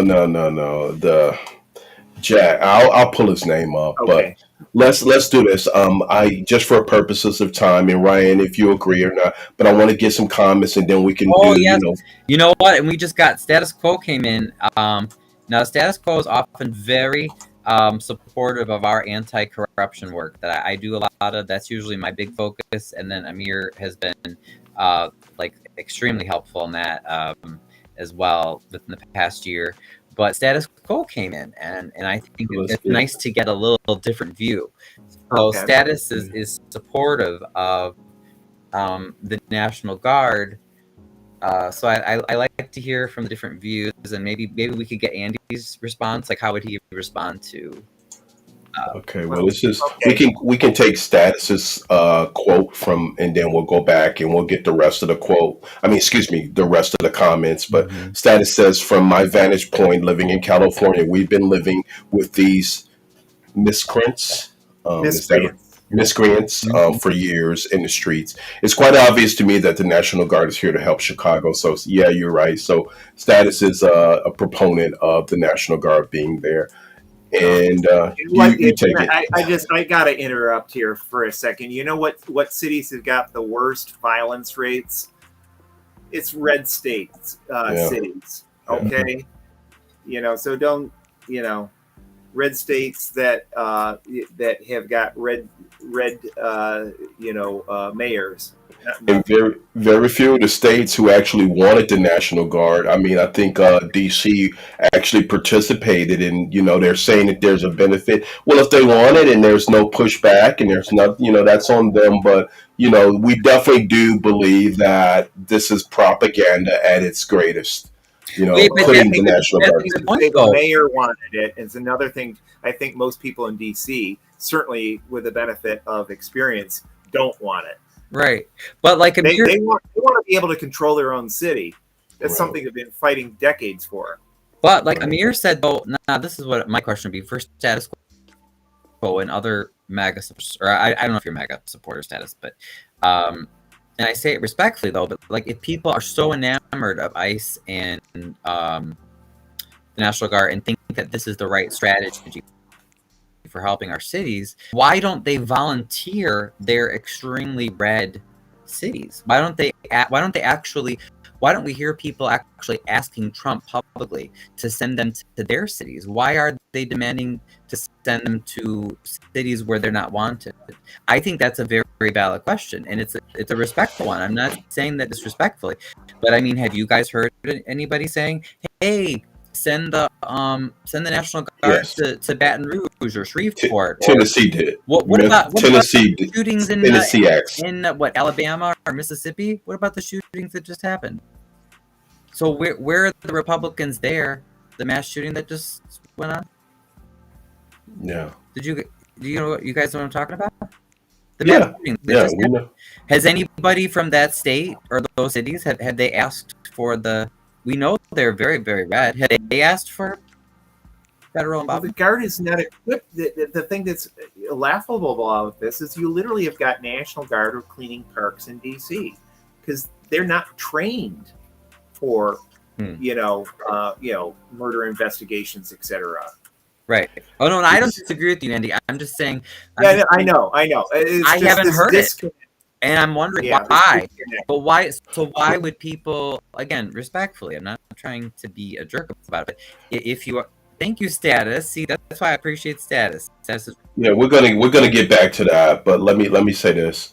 Crook in what he's saying, it's political theater, and unfortunately, not enough of the country and not enough of the population wants these things to happen.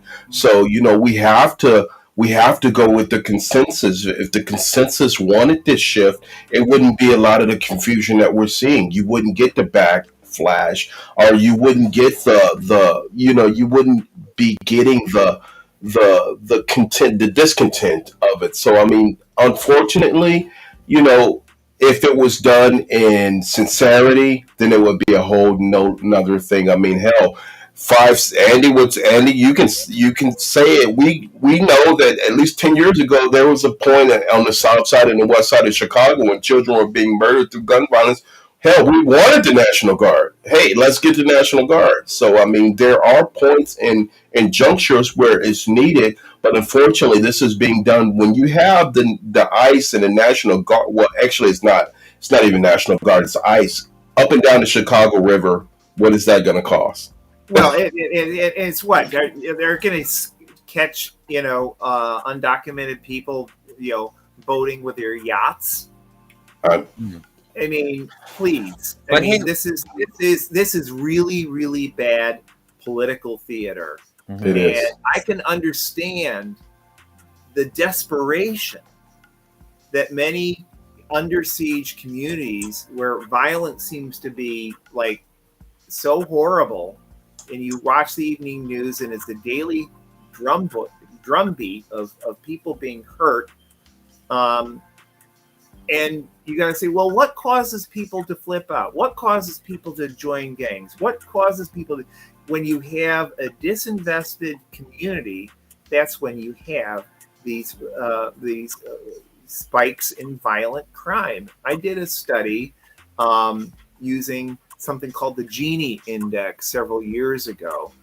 And you found that the biggest correlation between communal violence was between the so-called Gini Index. That is the level of inequality within a given society. So the United States, much more unequal than, say, Western Europe and Canada. We much higher violence rate.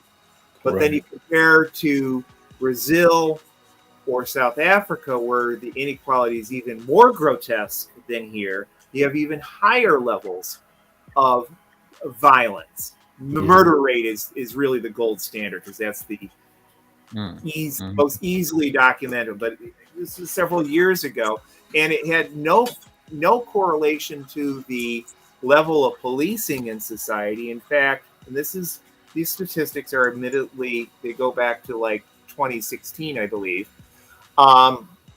that according to the FBI Uniform Crime Report, of all of the 650 cities with more than 50,000 people in their population, Chicago had the third highest cop per capita population. It had the highest ratio of police officers to civilians. And yet our violence rate was far worse than a lot of other cities like New York and LA. And so this whole idea of we're got to just flood our city with officers, whether it's... I'm sorry, Andy, you're talking about the time frame about 10 years ago. That's the time frame you were talking. Okay, go ahead. I'm sorry. That's when I did the study. Okay. And I was comparing our cop per capita ratio. And it was all derived from the FBI Uniform Crime Statistics. And I just ground their numbers. And we had the third highest cop per capita ratio of any city over 50,000 people in the United States. Number one was DC. and number 2, I believe, was Baltimore. We were number 3. Okay, and yet our violence rate far worse than New York, far worse than a lot of other cities. Now, mind you, at the same time, our violence rate was far less than places like St. Louis, Detroit, Philadelphia. This whole idea that Chicago was a huge outlier before the murder rate began going down. It was an outlier compared to some other big cities, but we were sort of in the middle in terms of our violence rate. So I raised that because it was in the middle of an election for mayor. Karen Lewis was running, and unfortunately, she mimicked the same line that we'd heard out of so many politicians running for mayor over the decades. I've heard it every single election year. I'm going to hire more cops. I'm going to hire more cops. I'm going to hire more cops. And that's a plethora of police officers by the time, of our most recent elections. And there was no one looking at, well, what is the correlation between more police officers and rates of violence? Right. I would also say, what's our return on the investment? So for as much money we spend on police, what are we getting? Well, if I recall correctly, between salary and benefits, your starting police officer costs the city $140K. A unit of low-income housing, I believe, was something in the range of like $250K. These stats are again, I should say, are old, but I think, to his credit, what Mayor Johnson has done, what Harold Washington attempted to do, was decrease the gross inequalities in our city services. But we've got so much farther to go. But the fact that we've got the lowest murder rate that our city has seen in 60 years, I think, says something about we need to have more trauma-informed responses, where if someone's having a mental health crisis, well, first, let's take a look at what the roots of mental health crises often are, and that's instability in the home due to lack of jobs or not making enough money. People doubled up in housing. We've got a housing crisis in this city where most of our homeless folks are doubled up. And that's a recipe for domestic violence right there. Right. And healthcare, so lack of healthcare. We've so many young people, especially, are living right on the edge, and people, when they don't have resources, some of them will flip out. And unfortunately, we're going to get to the rest of the comments, and then we'll do final comments. But I will say this, and Andy and Ryan, let's not forget the high level of police brutality payouts that Chicago has paid out $249 million in misconduct between 2010 2014 and $107 million in 2024. So I mean, unfortunately, our policing apparatus is in the red if you're talking about budget because of that alone.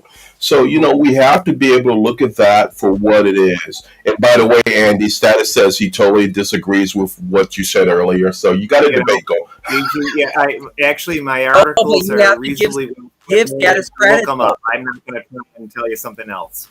Hey, you guys can debate. We'll schedule a debate. But listen, Andy, I'm going to... Guys, give Status. Go ahead, Ryan. Give credit, because you guys totally, I tried to bring it up before, but you totally talked over me and you forgot. This is huge. Now, I'm assuming, Status, I don't know if you're a MAGA exactly, but when I brought up the point, again, this is why we have to engage with people and try to be reasonable and fair, because he said, Ryan, you have a good point there. When I said, well, are people from red cities, are they asking for ICE and the National Guard to come? So see, if a MAGA supporter can acknowledge that that's a good point, and then Status had another comment admitting that it is somewhat theater. So if Status, if someone conservative can see that, you see what I mean? That is a victory. That means that we're having dialogue. That some people are able to use logic. Not everyone is able to. Jedediah Brown, one of our big enemies. Like, he's not logical. Yeah. Mayor Clark, he's not logical. Trump, he's not logical. Some people you can't. But Yeah. that is key. We have to celebrate that. I need to call that out. We have people that we may agree with and everything. Status quo, Ryan, you have a good point. I haven't heard anybody from cities in the South that have high crime. They're not inviting ICE or the National Guard. That's good. No, we answered that though. Celebrate. We did answer that. We said that it is, but not saying to the level. Right, but status is. We want to celebrate when people from a different perspective acknowledge. You know what I mean? And they say, Oh yeah. When they're saying like, "Oh yeah, you guys have a point," like that's huge. Because I know there are plenty of men that I've never heard them say that in years. So, I mean, I think that's we're great. for fair. We're for fairness and everybody's voice to the table. But again, and you can correct me if you can agree to disagree, and I'm not saying, but we have to get to the point now because the level of confusion when people's rights, civil liberties, and constitutional rights are more than normally, because it's already been a problem even before now, they're being abused, then, the debate, there has to be a level of action. And, we can talk theoretics all day long, but it's not going to stop ICE from terrorizing the community and going into these cities. We need something more, Here's what Conscious said. Welcome, Conscious, by the way. What are innocent people supposed to do when their leaders do nothing? Well, if we wait for the leaders to do something, then we'll wait till the cows come home. Is my personal position that even the best politicians are not going to do something that actually helps most people, as opposed to the people who really run the society in terms of the people who make the mega campaign donations and so forth. The three of us here don't have those kind of financial resources, and I'm assuming that you, Conscious, and probably most people Right. are in the same position. But again, I look at history. Went to school for history. I've been an amateur historian ever since. Right. And it's movements that change our society. The fact that we got Social Security was due to massive struggles of unions and others in the 1930s. The Great New Deal programs were not a result of a very patrician-rich, shall I say, J.B. Pritzker type President Roosevelt having kind feelings towards the vast majority of people. Actually, there were 3 general strikes in this country in 1934 in Toledo, San Francisco, and the Twin Cities. And that was just people were in the midst of the greatest financial crisis the world has ever seen. People were occupying the workplaces, and basically not just President Roosevelt, but also a super right-wing conservative U.S. Supreme Court basically decided they had to get with a program because people in this country were mobilized. We saw some of the same thing in the late 60s and early 70s. And a lot of mistakes were made on our side, don't get me wrong, but people learned from things like getting their heads bashed in during the 1968 convention. They learned that they had to make the change themselves. It's not fair. Most people, as my late mom used to say, they just want to be left alone. They don't want to be bothered. They just want to get on with their lives, support their families or friends and so forth. But when things get so bad, people just got to realize we got to make the change ourselves. We are successful in this country. We do. What you can do, Andy, since we're at 2 hours here, and if we'll probably stay on a little bit long. If you want to go ahead and do your final comments, and then after that, tell people how they can get a hold of you, that would be great. And that way we can wrap. Yeah. Well, I'm on Facebook.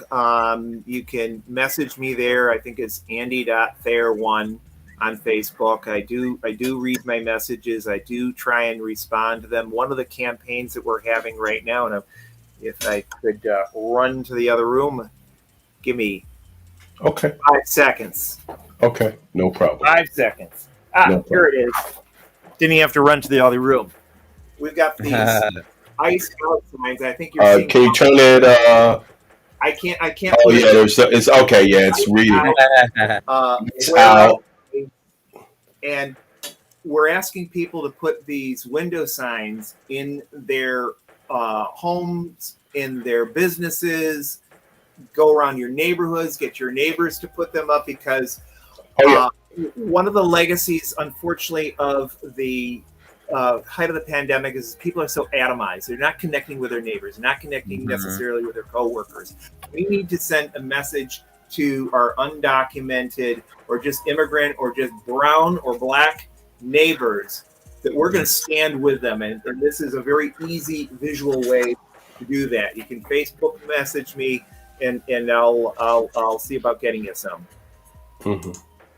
Say your Facebook one more time, and then if you have any final comments. Andy.Thayer1 on Facebook. Just search for me there. And again, this is a sign going to stop ICE? No. Is any number of, we were all Hercules here. Could we stop ICE? No. What it is putting sand, grains of sand in the gears of ICE and this whole repressive apparatus that's trying to promote authoritarianism in our country. We can stop it. We stopped McCarthy era. We stopped the U.S. war on Vietnam. We stopped Richard Nixon. Fortunately, we are not in fascism right now. Anyone who's done any serious history of fascism knows that, fortunately, we can have a conversation here. If we were in fascism, we'd be all in the clink right now. And everyone, whether they're right-wing, moderate, or left-wing, who's commentating right now would not be allowed to do so. So we can use our constitutional rights that were fought and died for, whether you're talking about the civil rights movement, the labor movement, we can use these rights to stop this president, to stop the quislings he depends on, and actually build a very different kind of society. Mm-hmm. And guys, just so you guys know, Andy is a very important activist. I mean, I've known for 10 years. Ryan invited him, and he is someone, I mean, he's had, you didn't even talk about your fight with the FBI in the past, Andy, and, just some of the things that I know about you, and, just your human rights activism. So, and so I want you guys, and he's Googleable. So you guys, if you guys, here's his wiki, and, you can learn more about Andy and his work. And I mean, reach out to him because he's sincere. He's definitely a fighter. So. Thank you. Yeah. Thank you, Andy. Thank you for coming on. I'm so glad you did. And I'm glad that we ended up doing all this together, because I like having a good panel. We should do more of this. Good discussion. Very good discussion. Well, it certainly beats the 30-second clip on the evening news, so I really appreciate it. Right. Well, yeah. Mm-hmm. We need the context, well, and we'll go back and we'll share it. And I'm sure it'll be viewed multiple times, even by folks. So we'll make sure, and we'll add your information as well. So we appreciate you. Thank you. Really appreciate the opportunity. Thank you again, Andy. Thanks, Andy. Everyone in the comments says thanks, Andy. So definitely talk to you soon, okay? Okay. All right. Take care now. All right. Bye-bye. Mm-hmm. All right, guys. So you heard it here. What do you think? Amir for, agreeing to have us on. Because initially I was just going to have Andy on my show tonight. Then I was talking to Amir, and then I was like, hey, let's do this. This could be a great opportunity to have a discussion, and it was great. I'm so glad. We should do more of that. I love it. Well, yeah. Well, here's my thing. The part that we didn't get to, and we really had intended to, but for the folks who are joining us, who know about the local struggles, I do want to address this thing about Clark and some of the things, just right down to the local Harvey issue with ICE. Clark said in the meeting, you were there, that there's nothing that we can really do about ICE. And, if they came today, what would we do? And, to the point to where, as he was illustrating, that we wouldn't be able to do anything. But I think that that's the wrong message to send, to the community. And as we had discussed even earlier, this is coming from a person who is, he's he's absent in every other way. So at a time when you can show leadership, you're not showing leadership. And to Conscious point, when you're seeing the leaders, now you guys, if you are a politician, you can stand up and make a difference and let your voice be heard. Now is the time. And I think you said something about, Ryan, even folks in the community who aspire to be leaders will go out and lead. You don't need anybody to, give you a golden platform with, in diamond engraved stairs to do what you have to do. Go out and start helping. You can go out and fight ICE. You can go out and object against them. You can follow their trucks around and show people that, they're violating and start screaming at them. You can do those things. It doesn't take mechanism to do that. I mean, it might not be advisory in a lot of times, but I mean, these people are violating civil rights like none other. So, civil liberties like none other. So we got to be able to, really look at the leadership and say, hey, what are you doing right now? This is where it's counting, So, and that's why I had to bring up Pritzker. I bring up Pritzker and Brandon Johnson because they've got a lot of flack and pushback in a lot of other areas. But I do see some proactivity to whereas I don't see it coming from other governors. I'll yield. At least the from Johnson and Pritzker, the words are there. That's good. I mean, now I'm hoping that the actions as far as what the police do will continue.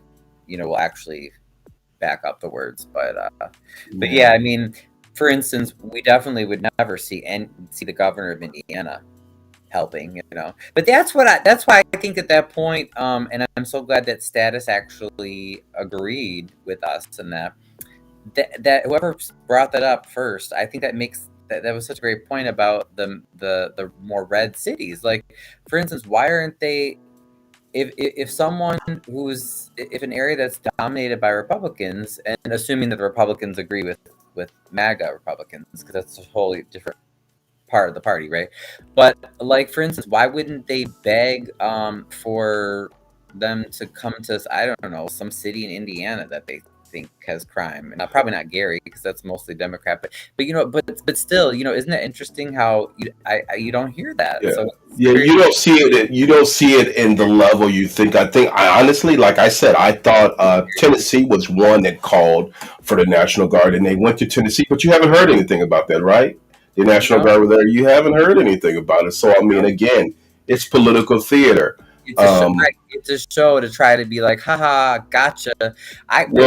Really intimidation, I think, because remember Trump did he and the MAGA Republicans were playing the intimidation game with Texas and the redistricting and everything. So I think it's a part of that, right? Where it's saying, hey, we want to dominate, through illegal and nefarious means. We want to dominate politics, and we'll do it any way we can. And by the way, here's another way we're going to try to intimidate you. We're going to send unwanted federal troops into your city. Which, by the way, I have to point out again, Amir, because we cannot let people get away with this. Republicans in general, but especially a lot of MAGA, if they truly look at what a lot of people say they believe, the people that are making blogs and videos and whatever, they say there's states' rights. If you're such a states' rights person, why would you ever celebrate? Why would you ever wish, even upon your enemy, why would you ever wish federal troops to come to a state against the wishes of the state? Do you remember? I mean, this has been ever since the Civil War, and before the Civil War, this is a huge thing for conservatives, where they're like, states' rights, states' rights, states' rights, states' rights. But this is violating states' rights. So again, like you said, it's not even about. This is violating even conservative tenets, because it's not about actually trying to do what's right. It's about trying to screw over your political enemy. Well, Andy, by the way, Andy said, Crook said he knows Andy for about 8 years, followed us. And thank you, Crook. You're always, you and Ryan get together. You guys do great work. So you're always welcome. Conscious said, I appreciate this dialogue. And Conscious, we appreciate the work that you're doing. Ryan, I believe that, the end has to justify the means. And if the end doesn't justify the means, then we're going to look at this point in history 5, 6, 7, 8, 10 years, and we're going to be like, what was that really about? And it's going to show, what it was, what actually is the outcome of this. And again, it's political theater. Now, here's my thing, and I'm going to say this, and a lot of people are going to get upset with me. If the National Guard were going into some of these areas in Chicago where gang shootouts are prevalent, so on and so forth, or so on the west side or the south side. So if you were making a show of force there and you were trying to prevent crime happening there, then I would be like, hey, I would be for it. But again, we're not seeing that. When we're seeing ICE and the National Guard, well, not so much the National Guard because they just got here, but if we're seeing ICE go up and down the Chicago River, on a sunny afternoon, what the hell is that all about? Michigan Avenue, like that, the photo that you're going down Michigan Avenue, and I'm sure you guys are probably getting free food. I'm sure they're getting free food and everything. It's like tourism, on our dollars. Like, I remember reading the article where it said they gave the figures that it was costing to have the federal troops in DC, like, per day. And then they gave the figure of how much it would cost to house all the homeless in DC. And it only took a few days of having federal authorities, on the streets in DC to go way beyond the cost of actually building housing for all, not just some, all the homeless in DC.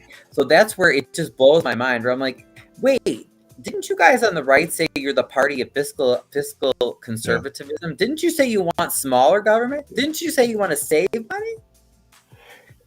And for me, the bigger picture is that, again, think about it like this. This is the way we got to think about it.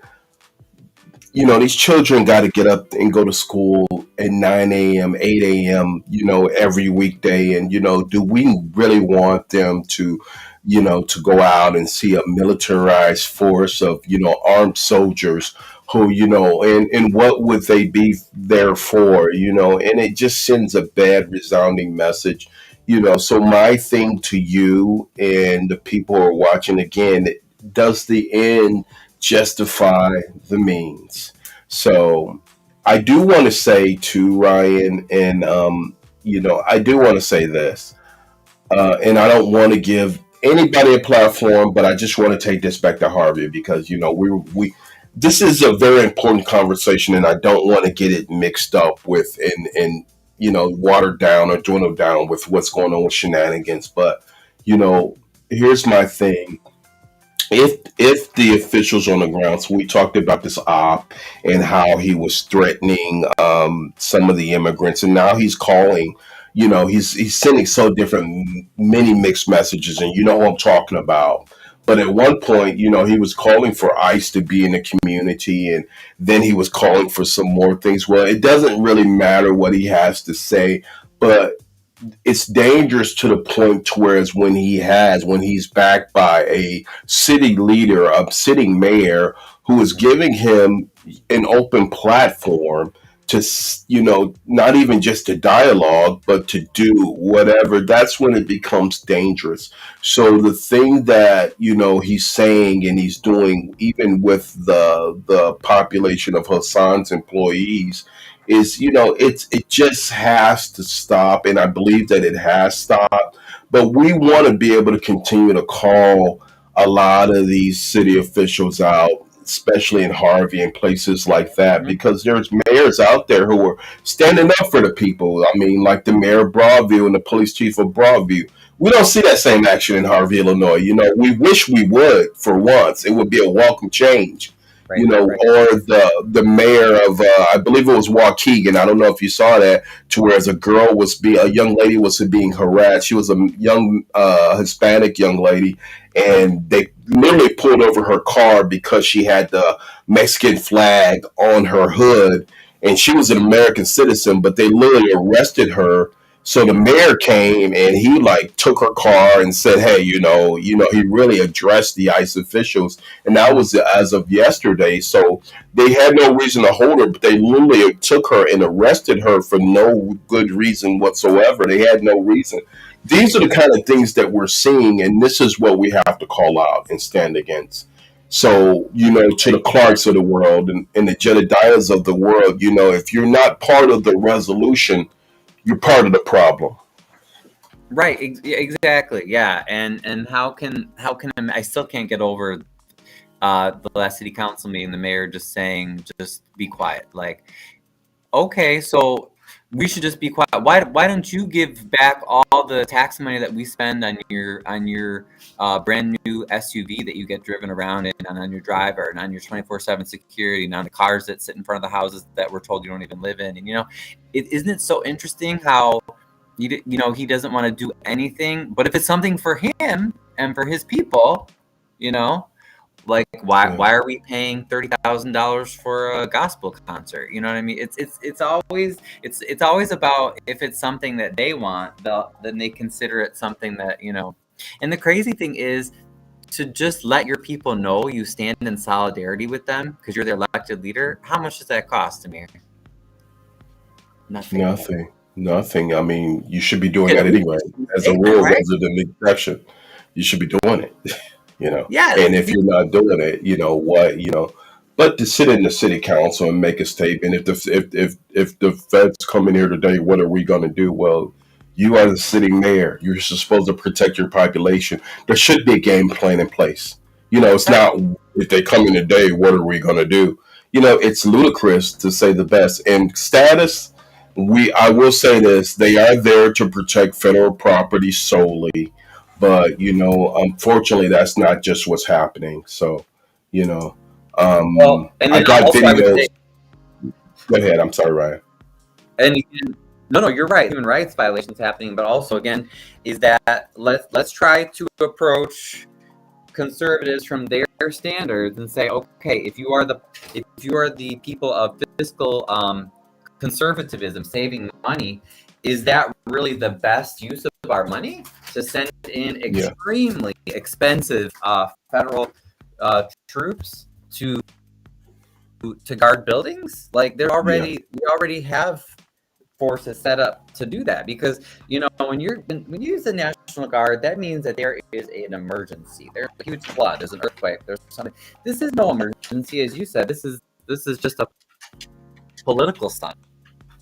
Yeah, it's political theater, and it's not gonna. I don't think it's gonna end up well for Donald Trump. And if they have gotten legitimate criminals out of the country, that's a good thing. I don't think that that's a bad thing, because I'm for that. But unfortunately, they're not even. I mean, what are the numbers? All we see is flashes of, these people were gone, and these people are in Honduras or Ecuador or somewhere like that, and they're in prison camps. So how do we know? How do we know? And Crook was saying he saw them sail from downtown Chicago to Ravenswood, North Chicago, the ICE guys. They probably were like, eating hors d'oeuvres and eating, just drinking, Dom Perignon. You just don't know, right, man. And remember, again, because I'm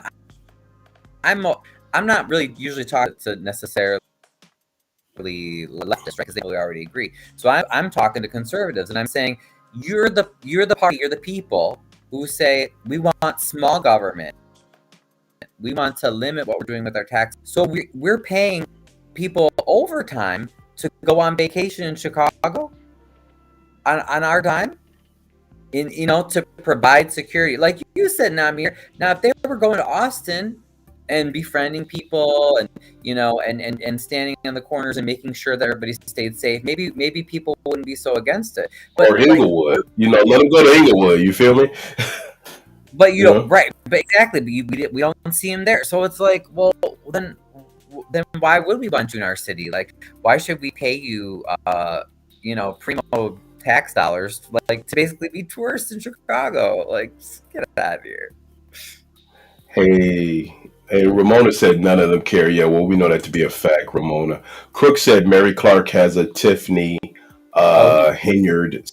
Yeah, he corrected. Who's Mary Clark? Is that his wife? He don't have a wife. Who's Mary? Go up like 2 comments. He corrected it. He corrected his spellings. Oh, okay. I got you. Ryan This is Ramona talking to you, Ryan. They don't care about residents in South Shore. Oh, we know that. We know that. Oh yeah. Okay. I'm sorry. Okay, I got you. Mayor Clark has. Yeah. Yeah. Yep. Yep. It's definitely contagious. Um, Ryan, you got this one. Lazaro Enriquez. Is this? I don't know what that is. Is this some You might Spanish? want to, Lazaro. You might have to rephrase that because we don't. We want to answer it, but just rephrase it and put it back in the comments. We appreciate you though. Yeah, I just don't understand. Fishing for catfish. Yeah, I mean, no, they weren't fishing for catfish. They were probably eating free food, eating hors d'oeuvres. They were probably going into the restaurants, getting free, all you can eat. It's just crazy. So Yeah, let's see there what else. there are better ways that we can use our tax dollars. Yeah, especially in the middle of a government shutdown. Now, how that cluster works is just like you just scratch your head. I'm scratching my head.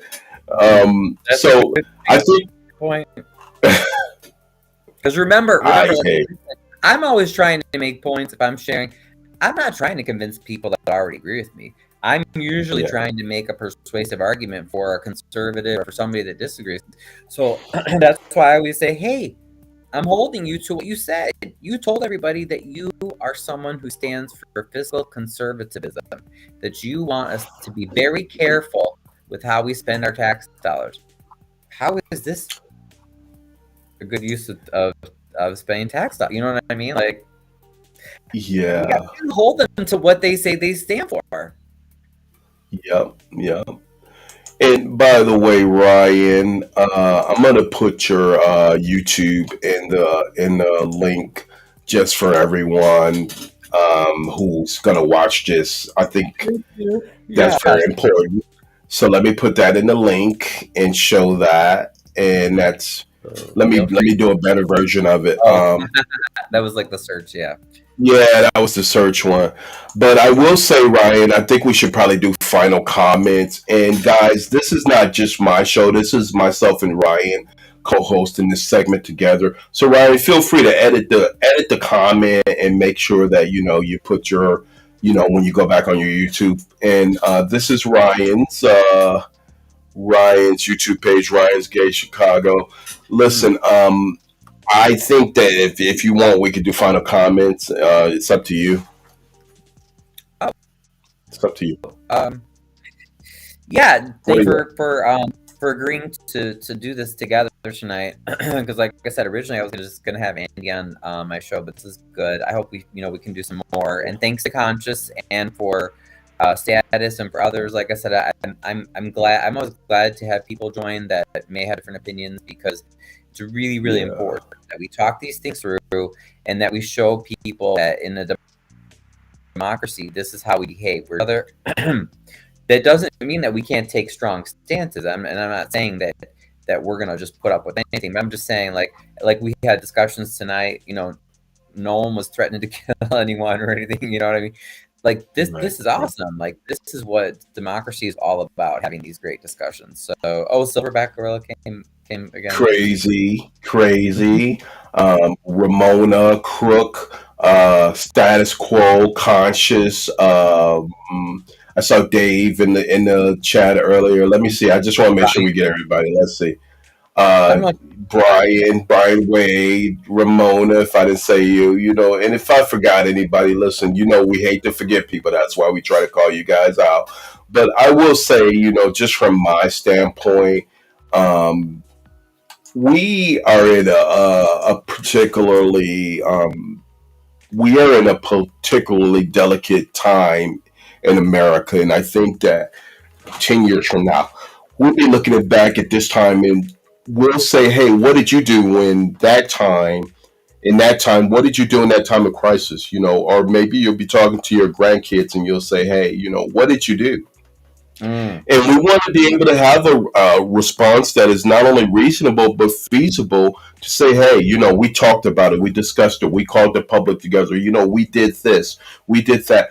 If you can't say those things, then maybe you should think about saying those things. Maybe you should think about engaging. Don't sit back. I think, Ryan, you said it earlier. Neutron is just as bad as somebody who's an op. If you're on the fence and if you're a neutron, maybe inactivity is not the best answer, and some people can't do anything but try to show support. And if you can do that, then show support. But let's talk about it. Let's share the information. Let's discuss it. If that is all you can do, then let's do it. For the folks who can get out on the front lines, like the Andy Thayers of the world, to protest, let's get down to the protest. Let's go down to downtown. Let's show people that we can make a difference. Certain things that we can do, we have to do, because now the time and the urgency requires it. Crook said we need the people to push the GOP to swear her in so we can get these Epstein files released. You know what? Even if the Epstein files were released, I appreciate that, Crook. Even if the Epstein, unfortunately, with this particular president of the United States, for many of us, I believe he's the worst president in United States history. Who's literally tearing our country apart, and he's one of the reasons why our state and our cities are in the peril that they're in. So we can't forget that. So we have to keep pushing. We have to keep banding together.